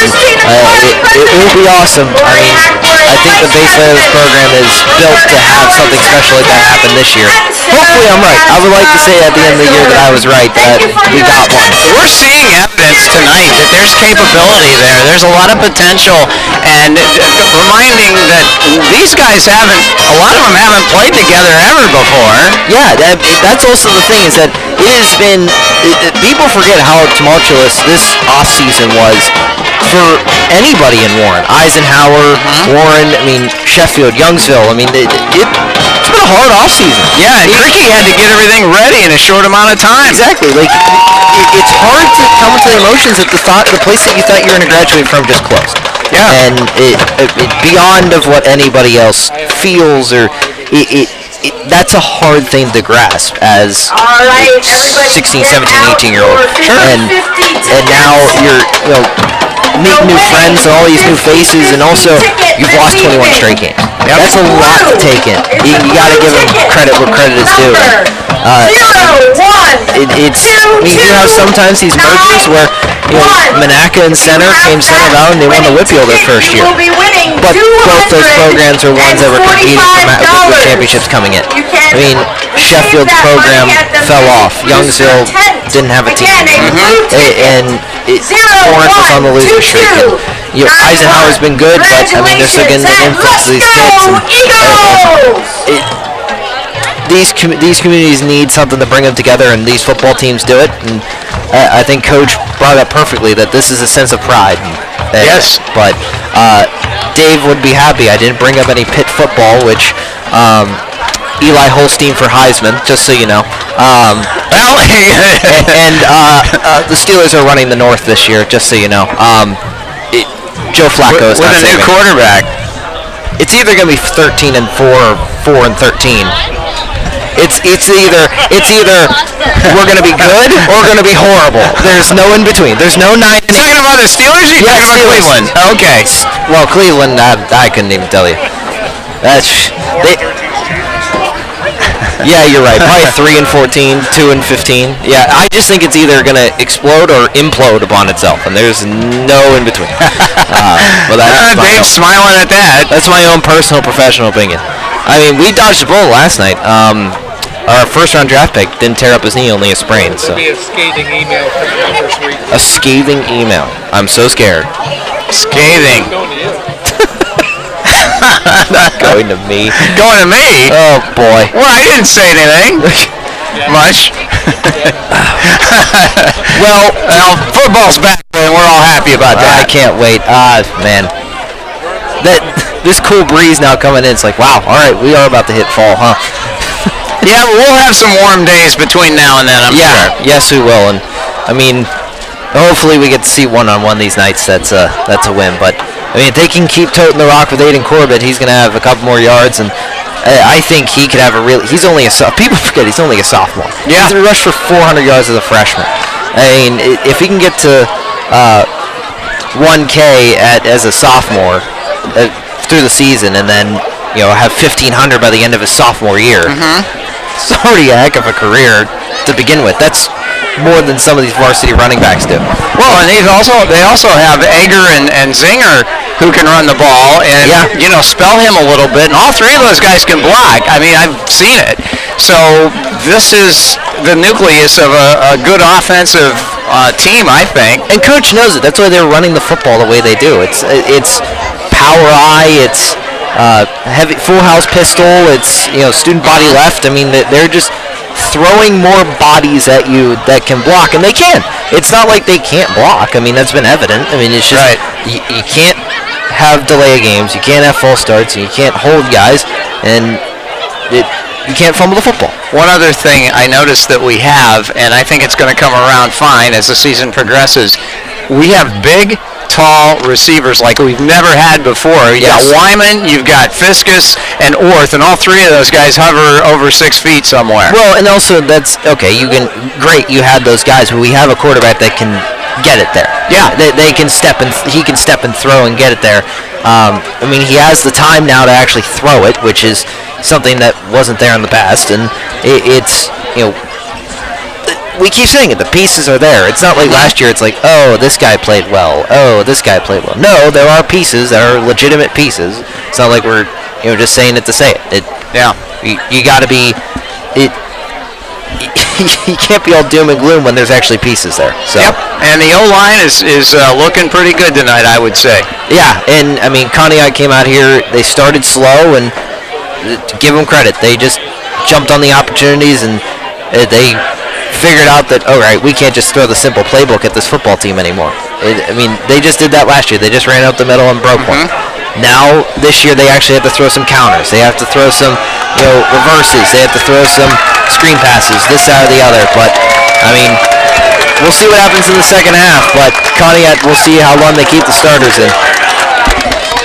Yeah, we will be running a fast clock in the second half here. It's 35-0. Conneaut leads the Dragons, the opening game of the season and the very first game for Coach Chris Corbar. Most of us know him as Cricky. And the Dragons, let's see what they come out with. We're going to be kicking the ball to Conneaut to start the third period as we receive the opening kickoff. So I wasn't really listening to what you and Mr. Robbins was talking about, but I heard some things. You care to share? I heard 4 and 13, something like that. We're talking about pro football. I think 4 and 13, if we're talking about the Browns, I think that's doable. I think that's courteous. Yeah. He's showing respect. They'll probably beat the Steelers in one of them because that's just what happened. Suddenly can't play in Cleveland anymore. So I personally am looking forward to college football starting up.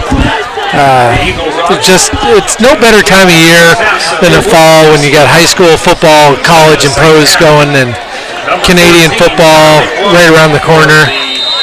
Yeah, it's a great time of year, that's for sure. And Charlie Blum will kick, and it is end over end and taken at about the 15-yard line. And Makes his way downfield. tackle made there by number 18, Colin Blair. On the return for Conneaut was Feeney, who's had a really good night both sides of the football. And 18, Colin Blair. This is Tim Giuliano along with Nick Hoffman, John Robbins, and Dave Engstrom as we bring you Dragon Football 2025 on the road tonight in Linesville. Where the Eagles will take possession. So Conneaut has the ball 1st and 10 at their own 38-yard line. So I think Coach Cricky was mostly telling them during halftime, look, You guys are playing your game. It's all about small victories, and you've made a few mistakes, a few fumbles here and there, but let's continue to push forward. Just try to be positive. Yep, they're going to spread everybody out. Conneaut is. Mason Stone waits for the snap. He hands the ball to Ford. They're going to try a sweep to the left, and he breaks a tackle, and now it's Ford down the sideline, and I believe Clemente ran him out of bounds, but not until he gets deep into Dragon territory. And that was a nice run by Ford, who showed explosive speed around the corner. Well, Ford showing some speed as he turns that corner down that far sideline. So it's going to be 1st and 10 at the Dragon 33.5-yard line. Conneaut will go out of the shotgun this time. Mason Stone, the quarterback. And if I'm correct, I believe John said that he was perfect or almost perfect throwing the ball tonight.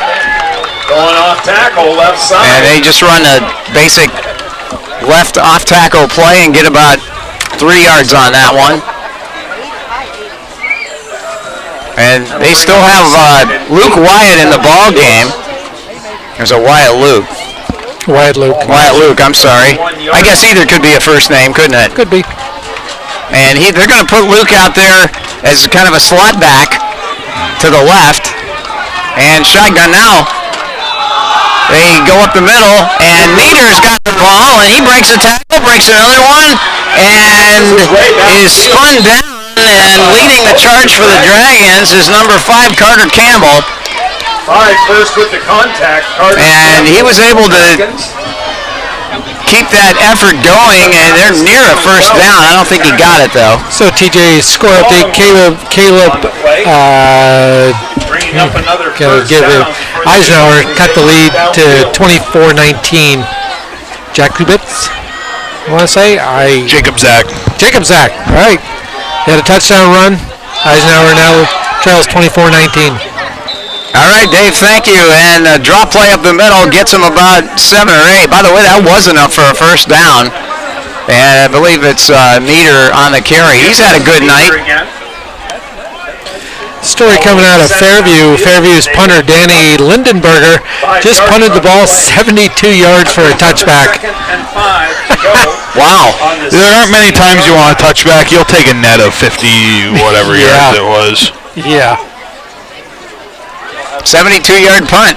So 52-yard net. I'd take that as a high school game. Every day. Okay, it is 2nd down and 5 to go for Conneaut. Ball is at the Dragon 16-yard line.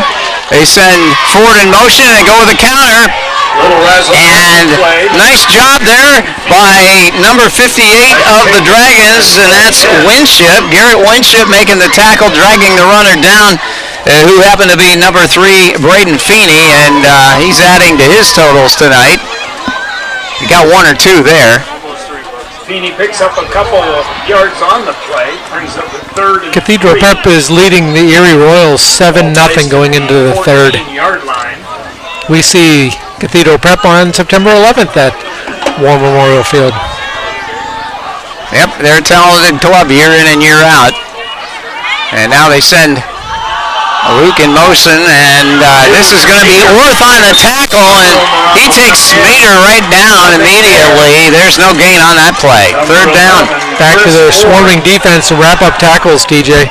Yeah, that was good defensive play. They strung it out. There was no hole there, and this is now 4th down with 4 yards to go. Obviously, you're going for it. Although Streets had he made all of his extra points. Let's see if they want to give him a chance to kick a field goal here. Yeah.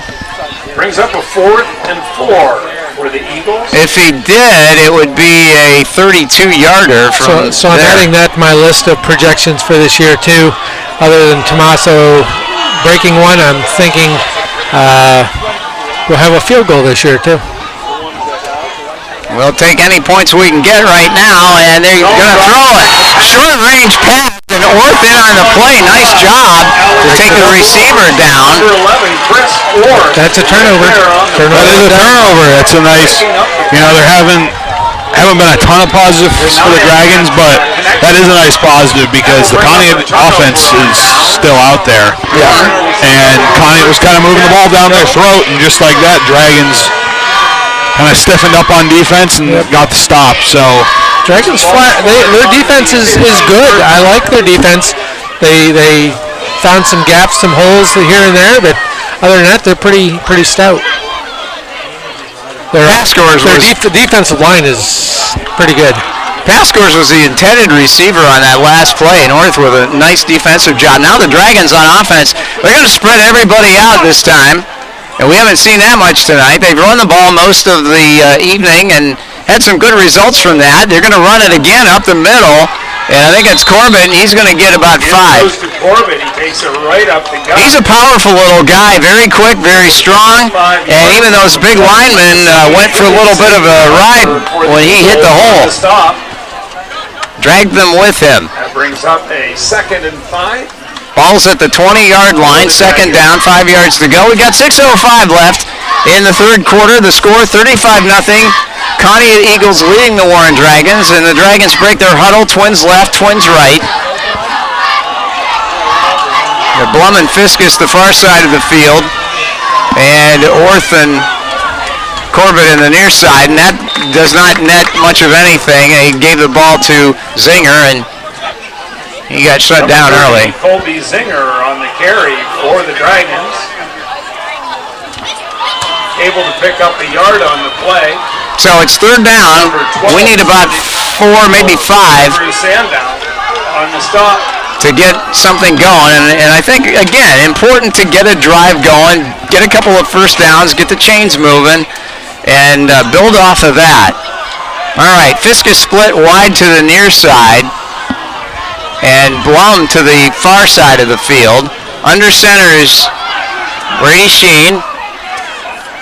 Gets the ball, he'll hand it off, and that's going to be Aiden Corbett getting the ball out to the 25-yard line, maybe a little bit past that. Following a couple of blockers downfield. Now, where are they going to spot it? And picks up just a couple of yards on the play. He's close to the first down. It's 4th and 1. What do you go for it, I would say. Go for the Dragons. You're going to go for it. So they come in with a play. And again, there's no play clock on the field, so you've got to pay attention to the officials here, as Nick told us earlier tonight. All right, Dragons under center, power formation. And Sheen will hand the ball off, and I don't think he got it. No, the ball's loose. Uh-oh. And it's going to be Conneaut ball, I think, either way here. Conneaut got it. Yeah, Zinger was the ball carrier. Well, there should have been a false start on the play too, but either way, they would have backed the Dragons up 5, and they probably would have punted then. But so change of possession, the clock stops. I actually was thinking maybe quarterback sneak on that one, just catch him on a quick count, but we did not do that. To get the first down, that'll bring up a turnover. And I think with guys like Stearns and Lilly on that line, you can get a surge, stay low and power through. I mean, that's 645 pounds of muscle and heft, and I would just run it behind one of those guys. But we didn't get the first, which means Conneaut has the ball 1st and 10 on the Dragon 26. And a handoff on a sweep forward. He's burned us tonight, and he's going to get another score. Aiden Ford around the corner for a score, and that's one thing. As soon as you get a back that fast who gets that corner, there's nobody that's going to catch him, and that was the case right there. He was gone. We're going to see a lot of good backs this year. Jordan Lawrence from Meadville. Conneaut lost their big back last year, or this year, so Ford picking up the toad in the mail for them. He's going to be a good pickup. Mitch Street going to take a shot at another extra point tonight.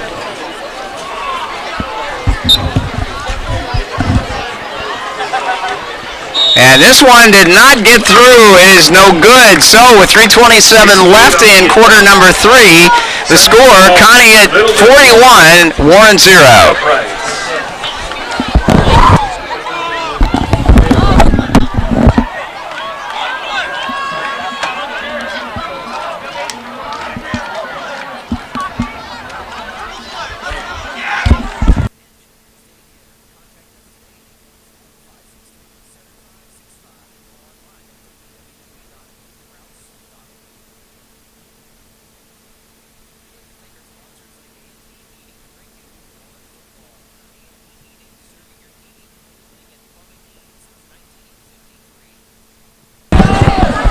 just had a quick conversation with John Robbins, and we crossed that line of Pitt football. I did say, though, I think Pitt's uniforms among the finest in the nation. Royal blue and gold. They are sharp. And a stripped Pitt on the helmet, too. That's classic. Not commenting. Oh, come on. Nope. Join in the fun. Nope, he is on, now he is on suspension. Well, I'm the one that brought it up. You were on Pitt suspension, too, then. Uh-oh. I'll hang my head in shame. Like John does every week. Uh-oh. Okay.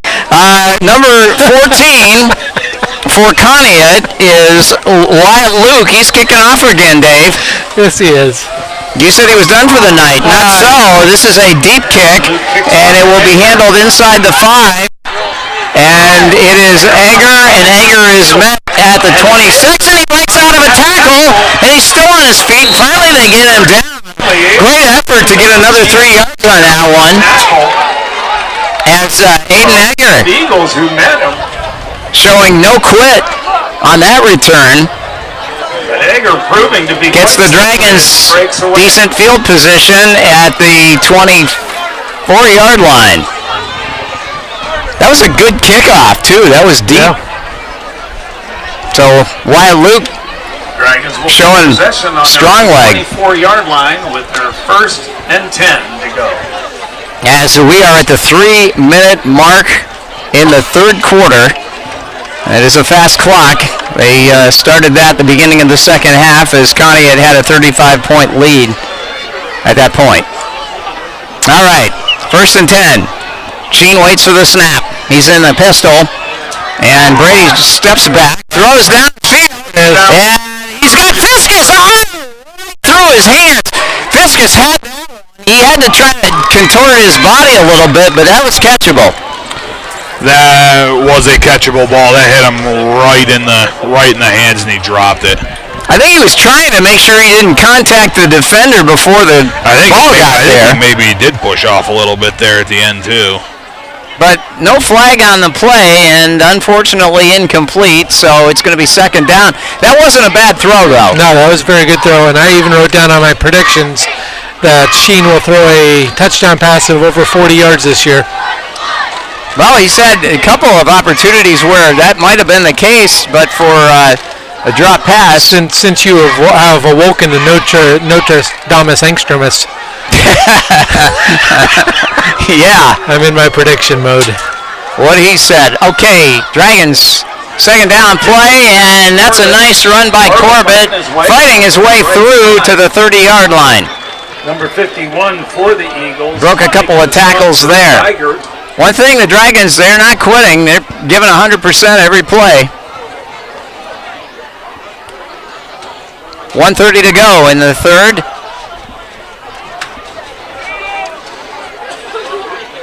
Yeah, Stearns and Lilly, both big guys on the offensive line. And we've got big receivers. We've got a big offensive team. Something that we did not have last year for the most part. And Sheen is looking, like I said, he's looking very good, very confident, standing back there, 3-step drop. Yep. Airing it out. And he's bigger and stronger this year, too. That's got to help his confidence. Yep. Okay, and this time Sheen's going to keep it. That didn't fool anybody. It worked the first period like a charm as Sheen had picked up about 20 on the play. This time they shut him down immediately. That's going to be a short loss on the play. Dustin Harper in on the stop. And it brings up 4th down and 8.5 yards. Deep in that backfield. That will bring up a 4th and 8 to go for the Dragons. 26 seconds left. So in this third quarter. They can let the clock run out, I do believe. Well, it's going to depend here on when the back judge officially started the play clock. It looks like he let it get under 40 seconds before, so they will be able to run out the quarter if they would like. Got to check with Joe. Uh-oh, the snap goes over his head, and Blum's going to have to fall on it. But he's going to punt it anyway. Good athletic move. And takes a dragon bounce, and this is going to actually work out all right. We got a penalty marker down where the punter kicked it. And at least get it downfield. Isn't he allowed to punt it? Yes. Hayden Ford is over 100 yards for the Personal foul, roughing 3 the kicker. touchdowns. Oh, they hit him. Okay. Is that correct, John? There is a flag down in the end zone. It is a personal foul running into the kicker. So Charged against the Eagles. that is an automatic first down, but the 15 yards would have been enough anyways. So this will give the Dragons the football on top of the penalty, and that's Just because the ball was snapped way over his head and he was running, you do not have a right to take out the kicker. You still have to. It's the same thing with the quarterback. I mean, the quarterback runs, you lose some of that protection, but if he throws it, but you still can't pick the quarterback up and slam him to the ground. And so he still has that protection. I believe we will have to have an untimed down here. okay. So we will end the third quarter with the Dragons running one play. So I did check with John, and he said Aiden Ford has 7 carries, 121 yards. Three touchdowns.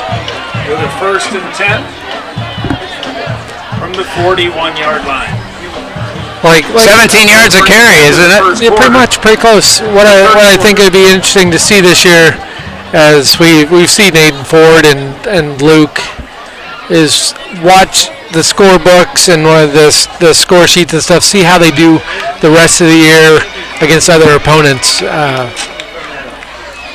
We did that with Orchard Park girls basketball last year when they were at the tip-off tournament, and they went on to win I think they went on to win the states for their class size in New York. Who's that? Orchard Park. Oh, yeah, they were good. Yeah, they were. All right, we're going to take a quick break here and come back to Dragon football in a moment. So after all the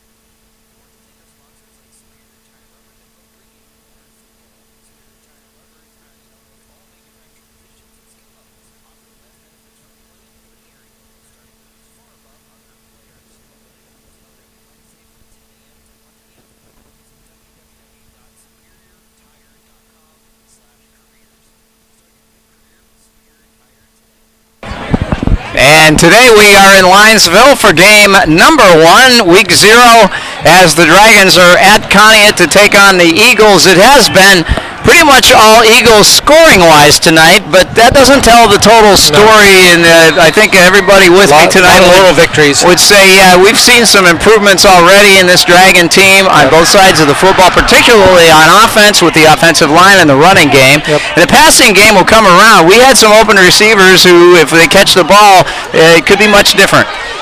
So score coming in, Reynolds has scored again. They now lead Eisenhower 32-19.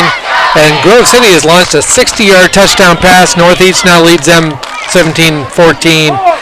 And Slippery Rock had a 72-yard punt. They weren't fazed by that. They tossed an 84-yard touchdown pass. They now lead Fairview 13-0. Okay, and we are starting the fourth period right now. And Brady Sheen is in the pistol formation. Everybody's spread out. It looks like an obvious pass, but we'll see how this play unfolds. Sheen looking downfield. He's got receivers, Clamaso Clemente, and you are right. Touchdown, long pass. We score. Notre Dame's Instrument. Sheen is hurt, though, it looks like, on the play. Yeah, it looks like he got leveled. That was a beautiful throw. I hope he's okay. Let's see. And there's a penalty flag. And what's the flag, Nick? That's going to be unsportsmanlike conduct on Warren for saying something.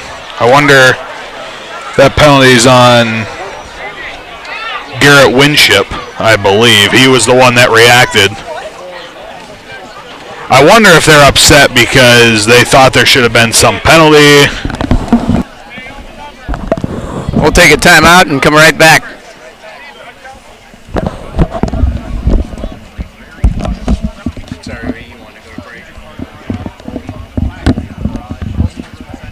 I hope he's all right. I didn't see the collision, and I don't know what happened to him.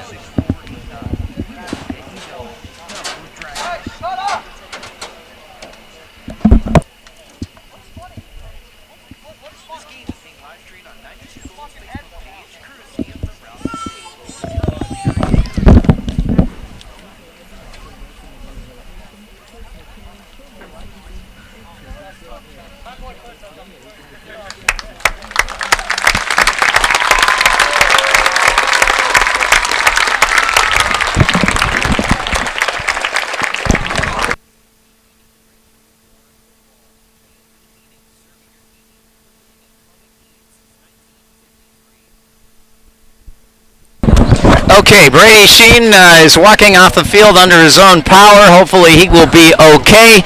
And the drag, I did not see, I was watching the ball in Clemente, and I didn't see the collision and what happened to Brady. Hopefully he will be all right.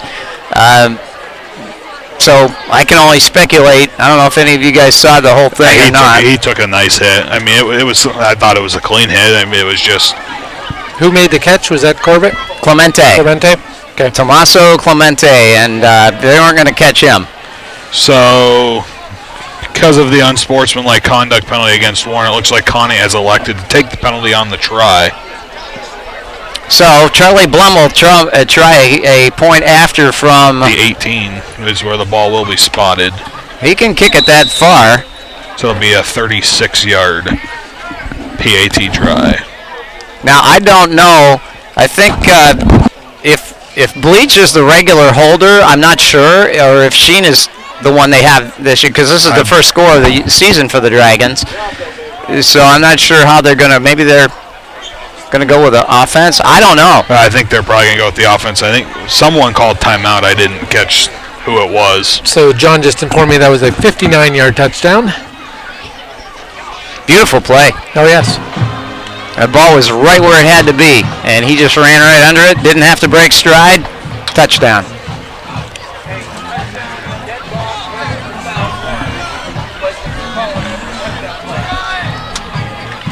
So, good to see the Dragons get on the board. I'm happy for Sheen about the pass completion for a touchdown, because he's had some nice throws tonight. And I'm sad that he got hit so hard, but he's up and walking around over there on the Dragon sideline. So, hopefully he will be okay. And they have to be cautious. If there's any possibility at all of a head injury, you got to, take care of that. He's sitting over there talking to coach, and they're just kind of seeing what's going on with him. But Nick, you said that was a pretty good, clean tackle. Yeah, I thought it was. So, whether we go for one or two here, immaterial at this point as far as the game. But boy, that was the best play we ran all night. The Conneaut defender just lost. Just got lost out there. Yeah, and there's no way he was going to catch him, even if he, got turned around in time. Clemente was gone. So they are going to try to kick it still. Well, Charlie can do it from here. Let's see how this unfolds. They're going to hold the ball at the 25, so it's a 35-yard kick. And it's going to be Noah Bleach doing the holding. Charlie Blum kicking. Oh, that was a low-line drive, and it wasn't going to be close, and it did not make it. So with 11:47 to go in the ball game, the score, the Eagles 41 and the Dragons 6.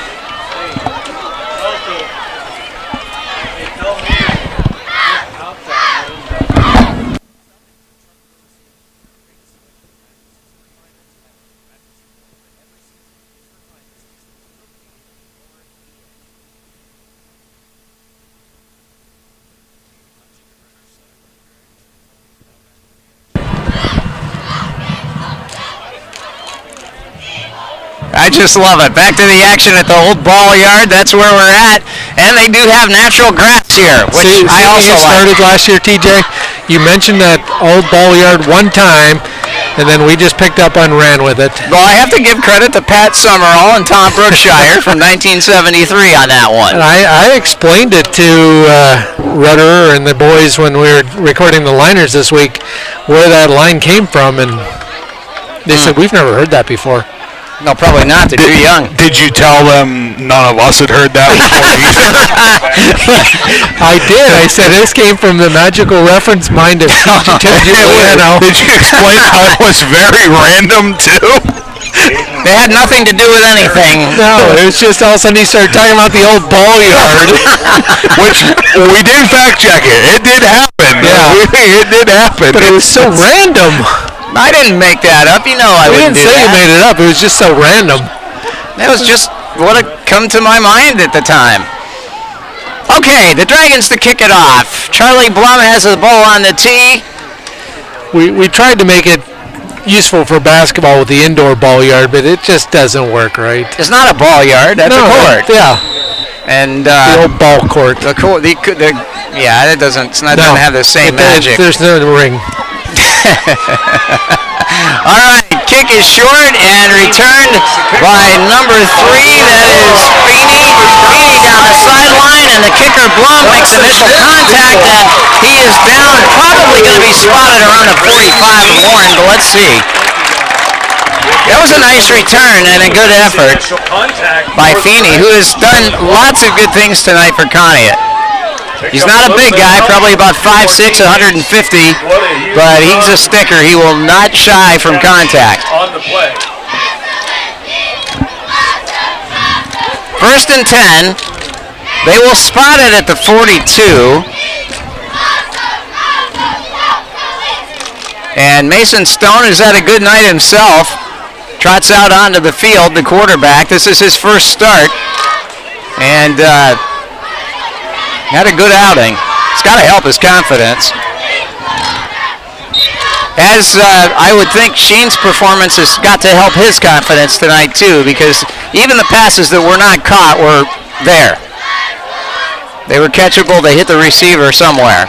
And hand off to Meter, and he gets maybe a couple of yards. And a nice job there by number 64, Harkins, to make the tackle. Dragons. Second down and 9. 2 more predictions to add for this year. Corbett will run for over 100 yards in a game, and the defense will record a safety. Second and 9 for the Eagles at the Safety, 41-yard line. Where'd you get that? I don't know. It's from the mind of me. Angstradamus. Nostradamus Angstramus. All right, up the middle is Meter, and he cuts outside into foot race, cuts back inside, he scores! This play's coming back. That was a tremendous run as he broke tackles and he faked out 3 Dragons near the end of that run to get in the end zone.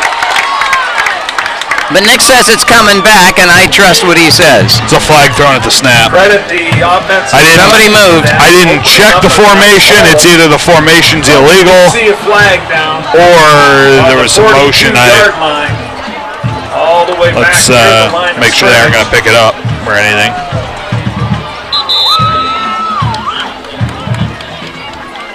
Illegal formation. So it is coming back. And once again, Nick is correct. Illegal procedure, false start against the Eagles. That negates that nice run. That was a beautiful run. And then some. Some would say it was because the formation was illegal. You wouldn't be talking about somebody in our group. No, I'm just saying. Okay. That's why the penalty. That's why the penalty was called. You never know. So do you think it was something that was illegal? A formation maybe? Well, it was the illegal formation. The run was not a product of the, I was being sarcastic about that. But, you know, some people will say depending on play happened because of the penalty. So Okay. We thank our listeners for tuning in to Dragon Football, and hopefully you'll be with us all season long if you can't make it to the ball yard. And Thank you for putting up with our lame jokes tonight as well. This formation's illegal. There you go.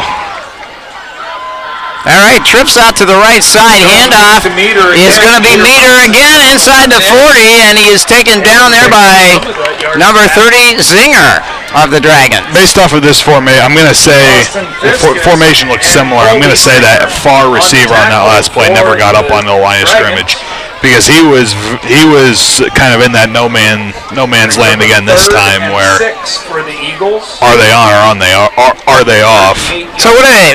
The leading foot? Is that what you go by or what? If you are on, you need to break the waist of the center. Okay. So that's enough. Yes. All right, pitch out, and Wyatt Luke is going to get about 6 yards, and he's tackled at the 35-yard line. Harkins in there again for Warren. He's a good athlete. Wyatt Luke, yeah. He can do it all. I think he plays basketball too, so we may see him on the court this year.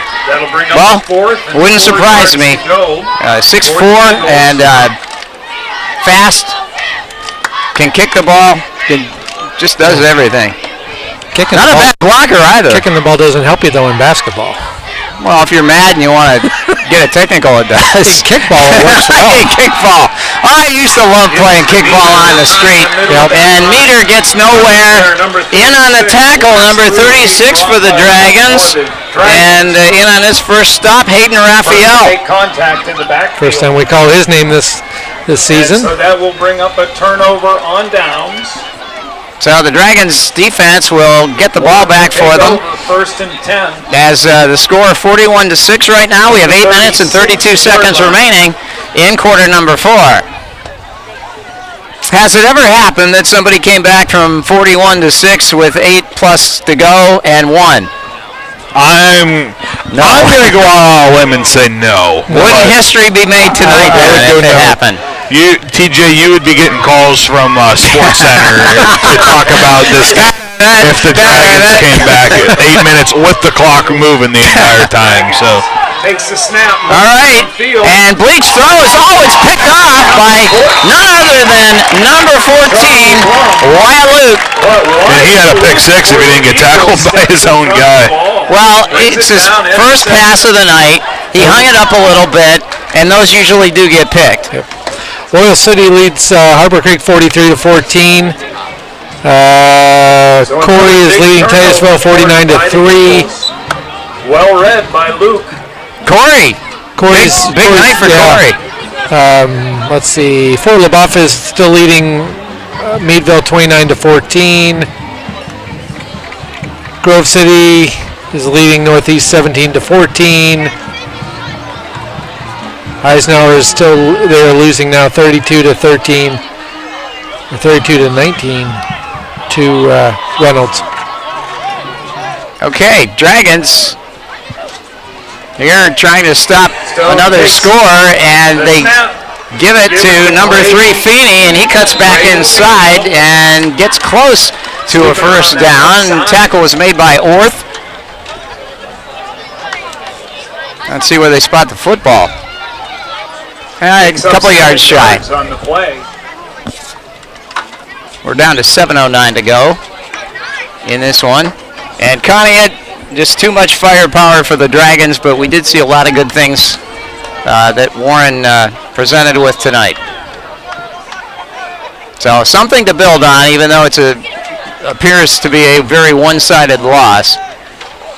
Momentum is a big factor in tonight's ball game. They go with a counter play, and Feeney, nice fake, and he's still on his feet, and Clemente gets a hold of him, and also Noah Bleach. And Bleach is a sticker. He had some good hard hits last season. He had another one right there as Clemente slowed him down, and Bleach applied the touches at the end. So I'll put the ball down on the 27. It's a 1st and 10. And I'm sure the Dragon defense would love nothing more than to shut them down here and prevent a score as they get ever closer to that goal line. Under center is Mason Stone. Number 10 And he's lucky he got that off. Good pressure there. Did he catch that? No, Dragons had good pressure on the quarterback. I don't think he got that ball off very well. I don't know what. That was an incomplete pass. But I don't know if anything ever got whistled. Well, Luke picked it up and was running with it, and the play didn't stop. So let's see what they come up with here. Something else I want to know is why does Conneaut still have their starters in the game risking something like this happening? Yeah, that's a good point, Dick. I don't know. Well, they did that last year too. Yes, they did. Coach It was even worse. He just keeps his starters in the game. And that's coming from a program that has been where Warren is at right now. You don't want to do that. It'll come back to bite you. This is against Warren. Yeah, we talked about that last year during Coach's Corner, and I don't understand. You're up by 34 points. Why get some other players some playing time? He's going to put the ball on the 10-yard line, and it's first and goal now. 10-yard line where the Eagles will have a first and goal to go from the 10-yard line. And they do. They have all their starters in the lineup right now. And now we've got whistles and stoppage of play. The chain gang isn't paying attention over there. Now, there we go.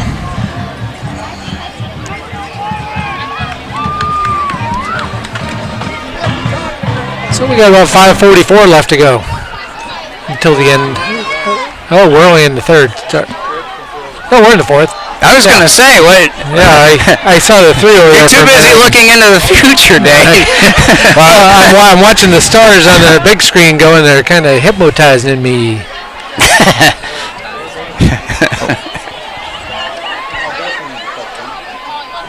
They've got Wyatt Luke split wide left. I wonder if they're going to try just to throw one high for him. I wonder what's going on here. I wonder if they're having an issue with the chain crew. What kind of issue with that? I don't know if they're trying to figure out where they were, because I don't remember what the previous spot was. Well, the previous spot was probably around the 25. Yeah. If that's an incomplete pass, it's half the distance to the goal from the previous spot, and we should. Yes, here we go. So that was an incomplete pass. So they're going to move the ball back? So it'll be half the distance to the goal from the previous spot. What was the penalty? Unnecessary roughness against Warren. Okay. So the previous spot was the 25. So then it'll be half the distance from there. So that'll take it to the 12 and a half. 27, I think, is where they're marking it off from. 28 now.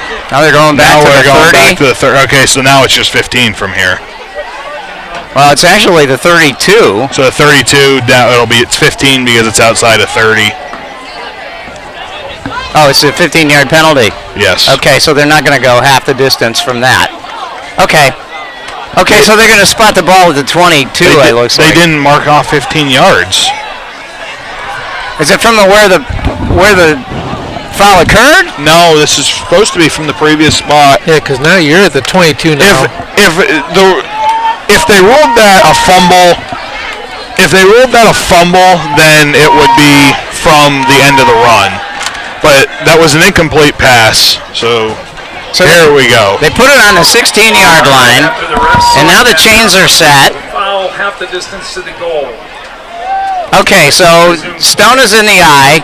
Actually, he's in the shotgun. Gives the ball to number 30, Chance Meter. And Meter is brought down immediately. And on the tackle for the Warren Dragons is Winship, number 58. Dragons, Garrett Winship made the immediate contact, drops him at the line of scrimmage, brings up a second. So it's a second and 10, 5:13 and counting left in this one. We hope you've enjoyed the broadcast, and we'll be on the air this coming Friday night, a little ahead of 7 o'clock, as the Dragons entertain the Corey Beavers at War Memorial Field. We hope you can join us in person, but if not, we're on 92 Gold. And they give the meter again. He's fighting for yardage and hits a wall of white jerseys. Fiskus in among them, and they take him down after a minimal gain. Just a reminder coming up at the end of our game, we have the player of the game being brought to you by Mattress & More, and the play of the game being brought to you by Warren Schofine. Plus, John Robbins rejoins us with stats from tonight's game. Brings up a 3rd and 5. Third down now. With 4:22 left in the game. They don't have to score. They are just outside the 10-yard line, and they need 5 yards to keep the chains going. And this time, Mason Stone will fake the handoff, and his pass is just a little bit out of reach of number 25, and that is Dustin Harper. It's going to be 4th down now. Receiver found himself alone in the end zone, just could not bring that ball. Excuse me, that was pass scores. Harper's 26, not 25. Brings up a 4th and 5 for the Eagles. So I'll be sitting down with Coach Corbar on Tuesday of this week. We'll discuss this game. What went right on offense, what went right on defense, special teams, etc., etc. Plus, then we'll be talking about Corey, what to expect from them, and then you can hear that entire interview before our game next Friday night, about 6:45 p.m. Meter is behind Stone as Conneaut sets up its offense on a 4th down and about 5. And in motion goes Wyatt Luke, and Ford is around the corner, and the Dragons aren't going to catch him, and he gets in the end zone. I thought for a second we had him hemmed in, and then he just turned the jets on and got around the corner and was in. He can fly. He can. He's so fast, even those who are fast say he's fast. So my grandmother, when she saw Rocket J Squirrel, he cannot fly. And he could too. Rocket J Squirrel. He cannot fly. All right, Street's in to attempt the extra point. He's made them all but one. And he still has made them all but one. And so that makes the score with 3:10 left in tonight's contest. The Eagles 48 and the Dragons 6.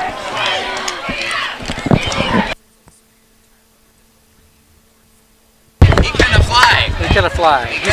He's so fast. Even those who are fast say he's fast. Rocket Ismail. And that is Rocket J 6 Squirrel out and of Rocket 7. Ismail.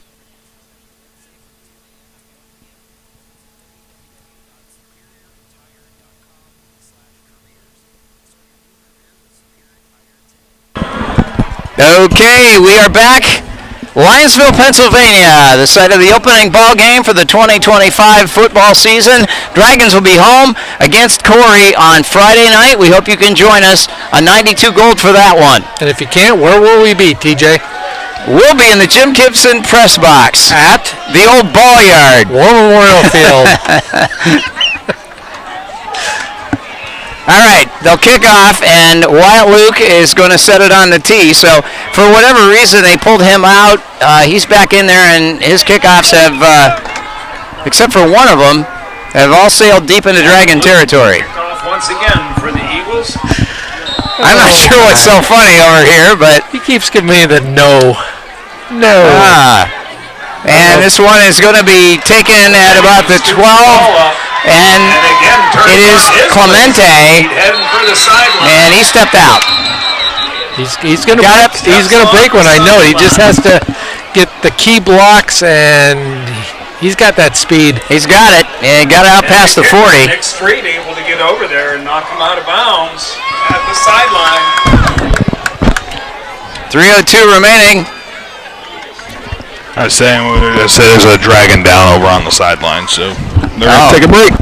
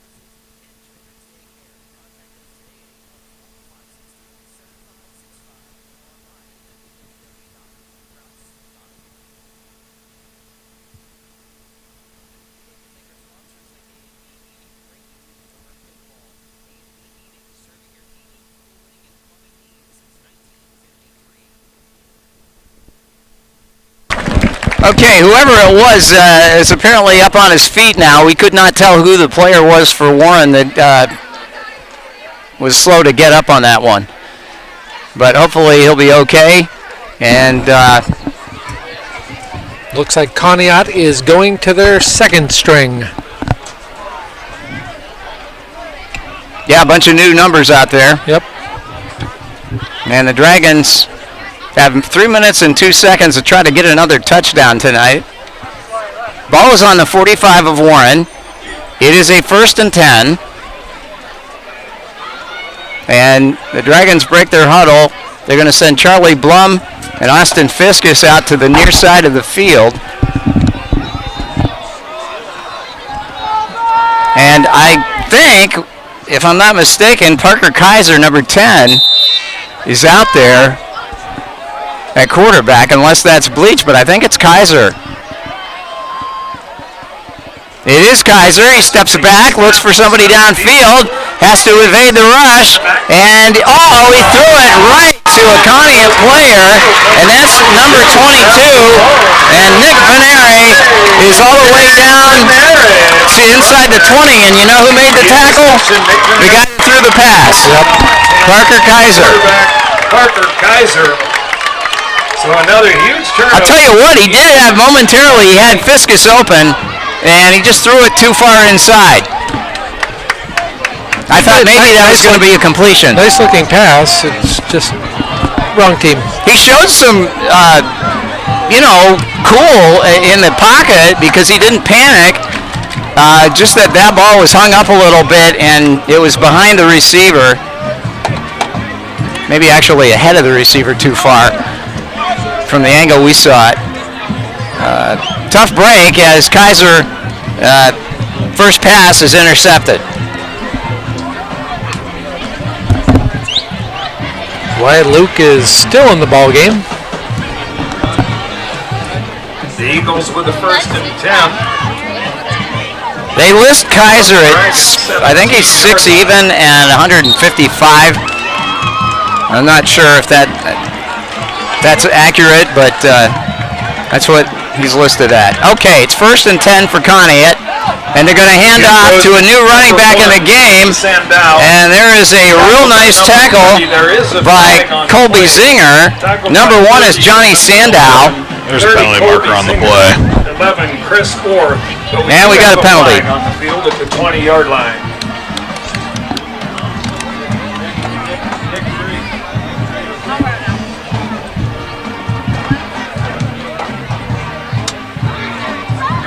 Feel like you're at Lambeau Field now? Todd Rundgren playing in the background. And they're going to march off some yardage against Warren. And we've really accumulated a lot of yards by penalty here in the second half. So got to clean some things up too. I wonder if we'll see victory formation tonight. Well, the clock is still ticking, 2:06. That'll give the Eagles a 1st and 6. I don't think we're going to. I think they're just going to keep running until they run the clock out.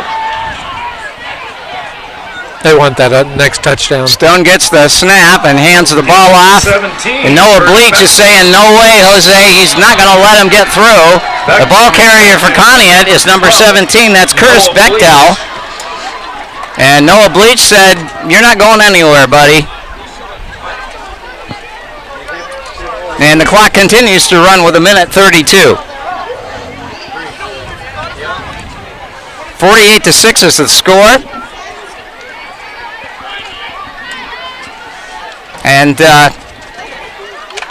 football is also about overcoming adversity, and that's what the Dragons have faced tonight. They'll regroup and get ready for Corey. We'll be on the air just ahead of 7 o'clock Friday night from Memorial Field. And this time they'll go with a sweep to the left. And it is number 1 carrying the ball. That's Sandow. And on the stop is Carter Campbell. And Orth as well. Carter Campbell. Bleach. And they seem to be having a little bit of a conference down there in the corner of the end zone. I'm not sure what that's all about.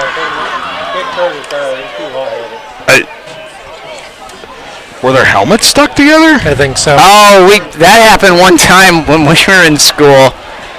Andy Frost and this kid from Erie Tech got tangled up with, or no, it was Oil City. They got their helmets tangled together at the face mask, and it took a while for the officials to separate them. So this should be about it for tonight. Last snap of the ball game is they'll start the clock, and now they'll stop it. He's got to come out for a play. Oh, Why? I don't know why. Well, they're going to run it, and it's a pitch back, and that's going to be Street, and Street does not get in. Able to do so. Number 8, That's where the Alex street ends. Conneaut. Yeah, you are correct, David. That is it. So the final score tonight, the Conneaut Eagles 48, the Warren Dragons 6. We'll be back in a minute with the player of the game and the play of the game. And Nick's stats. Or not Nick's stats, John's stats. I'll get it right.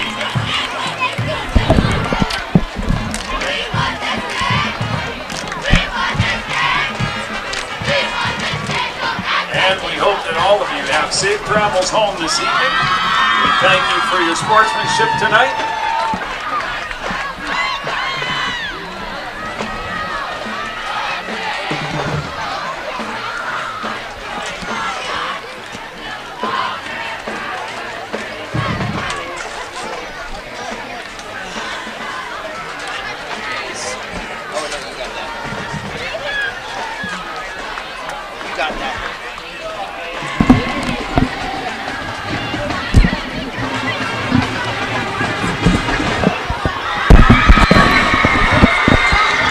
All right, we're back here in Linesville, and time for play of the game and player of the game. Okay, player of the game being brought to you by Mattress & More.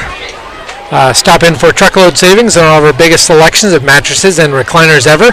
Mattress & More, where every season is recliner season, located in Warren. So today's player of the game. I'm going to vote for Brady Sheen. Okay. I'm going to go for Aiden Ford. 4 touchdowns over. I'm going to go Aiden Ford as well. Okay. And that's a Mattress & More player of the game. For Warren, it is Sheen, and for Conneaut, it is Aiden Ford. Our play of the game being brought to you by Warren Surefine, your hometown market. Warren's only locally owned and operated grocery store. Play of the game. Tommaso Clemente, touchdown. I agree with that. I can go with that. That was a beautifully run, executed play. And hopefully we can do that again in the future. So we will move on to week 1 and game 2 at home against Corey on Friday night. Yes, we will, but some final stats from this one. Brady Sheen, 2 for 9, 65 yards and a touchdown. Parker Kaiser, 0 for 2 with 2 INTs. Aiden Corbett, 19 carries, 70 yards, averaging 3.7 yards per touch. He had a fumble earlier in the game. That one fumble loss had another one that they were able to get back. Brady Sheen, 3 carries for 2 yards. Aiden Egger, 2 carries for 2 yards. And Kobe Zinger, 3 carries for 2 yards. For the Conneaut Eagles, Mason Stone in his first career start, 5 completions over 8 attempts on 86 yards and a touchdown. Also had Wyatt Luke, 4 carries, 57 yards. Chance Meter, 18 carries, 89 yards. Aiden Ford, 8 carries, 137 yards. And then obviously had 3 carries, 13 yards. Number 3, I'm blanking on his name. Corbett? Not Corbett. Number 3 for Conneaut. Affini? Affini, yeah, he also had that as well. But I mean, what a day from Aiden Ford. I mean, Oh, he had a great night. only 8 carries took him to 137 yards. That is impressive. But I mean, look at Aiden Corbett. I mean, I can't remember his highest total last year, but I feel like it was close to 70 or 80. So I mean, he's already in a game like this already at 70, and well, sky's the limit for him. He's only a sophomore, so yeah. I mean, we'll see about injuries next week. Losing your starting quarterback it's hard to recover from that. Always is. I think Parker Kaiser is a capable arm. His decision making is what is in question. He's a youngin'. Yeah, but he has a rocket for an arm. I think it's a little bit more of a more pure pass than Brady Sheen, but Sheen is obviously older, has played more football, and has decision-making skills. I mean, that's not, neither of those are a knock. It's just the truth. I mean, it's unfortunately the reality of the situation. But hopefully Sheen's okay, and I mean, I didn't even see who was still hurt on that far side. That they're okay as well. So Yeah. hopefully back next week for Corey down at the War Memorial Ball Yard.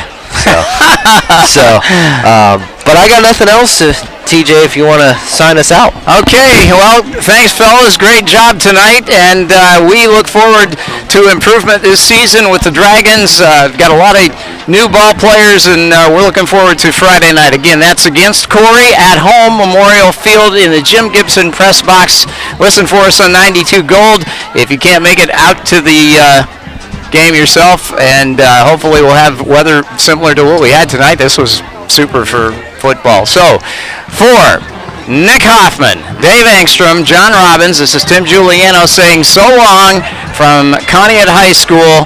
This has been a presentation of WKN. Whoops, so no, it's WRRN Radio Sports. There's a subconscious message coming through. And we are a division of Lilly Broadcasting. We'll see you next week. Where that came from. WKNB Radio Sports.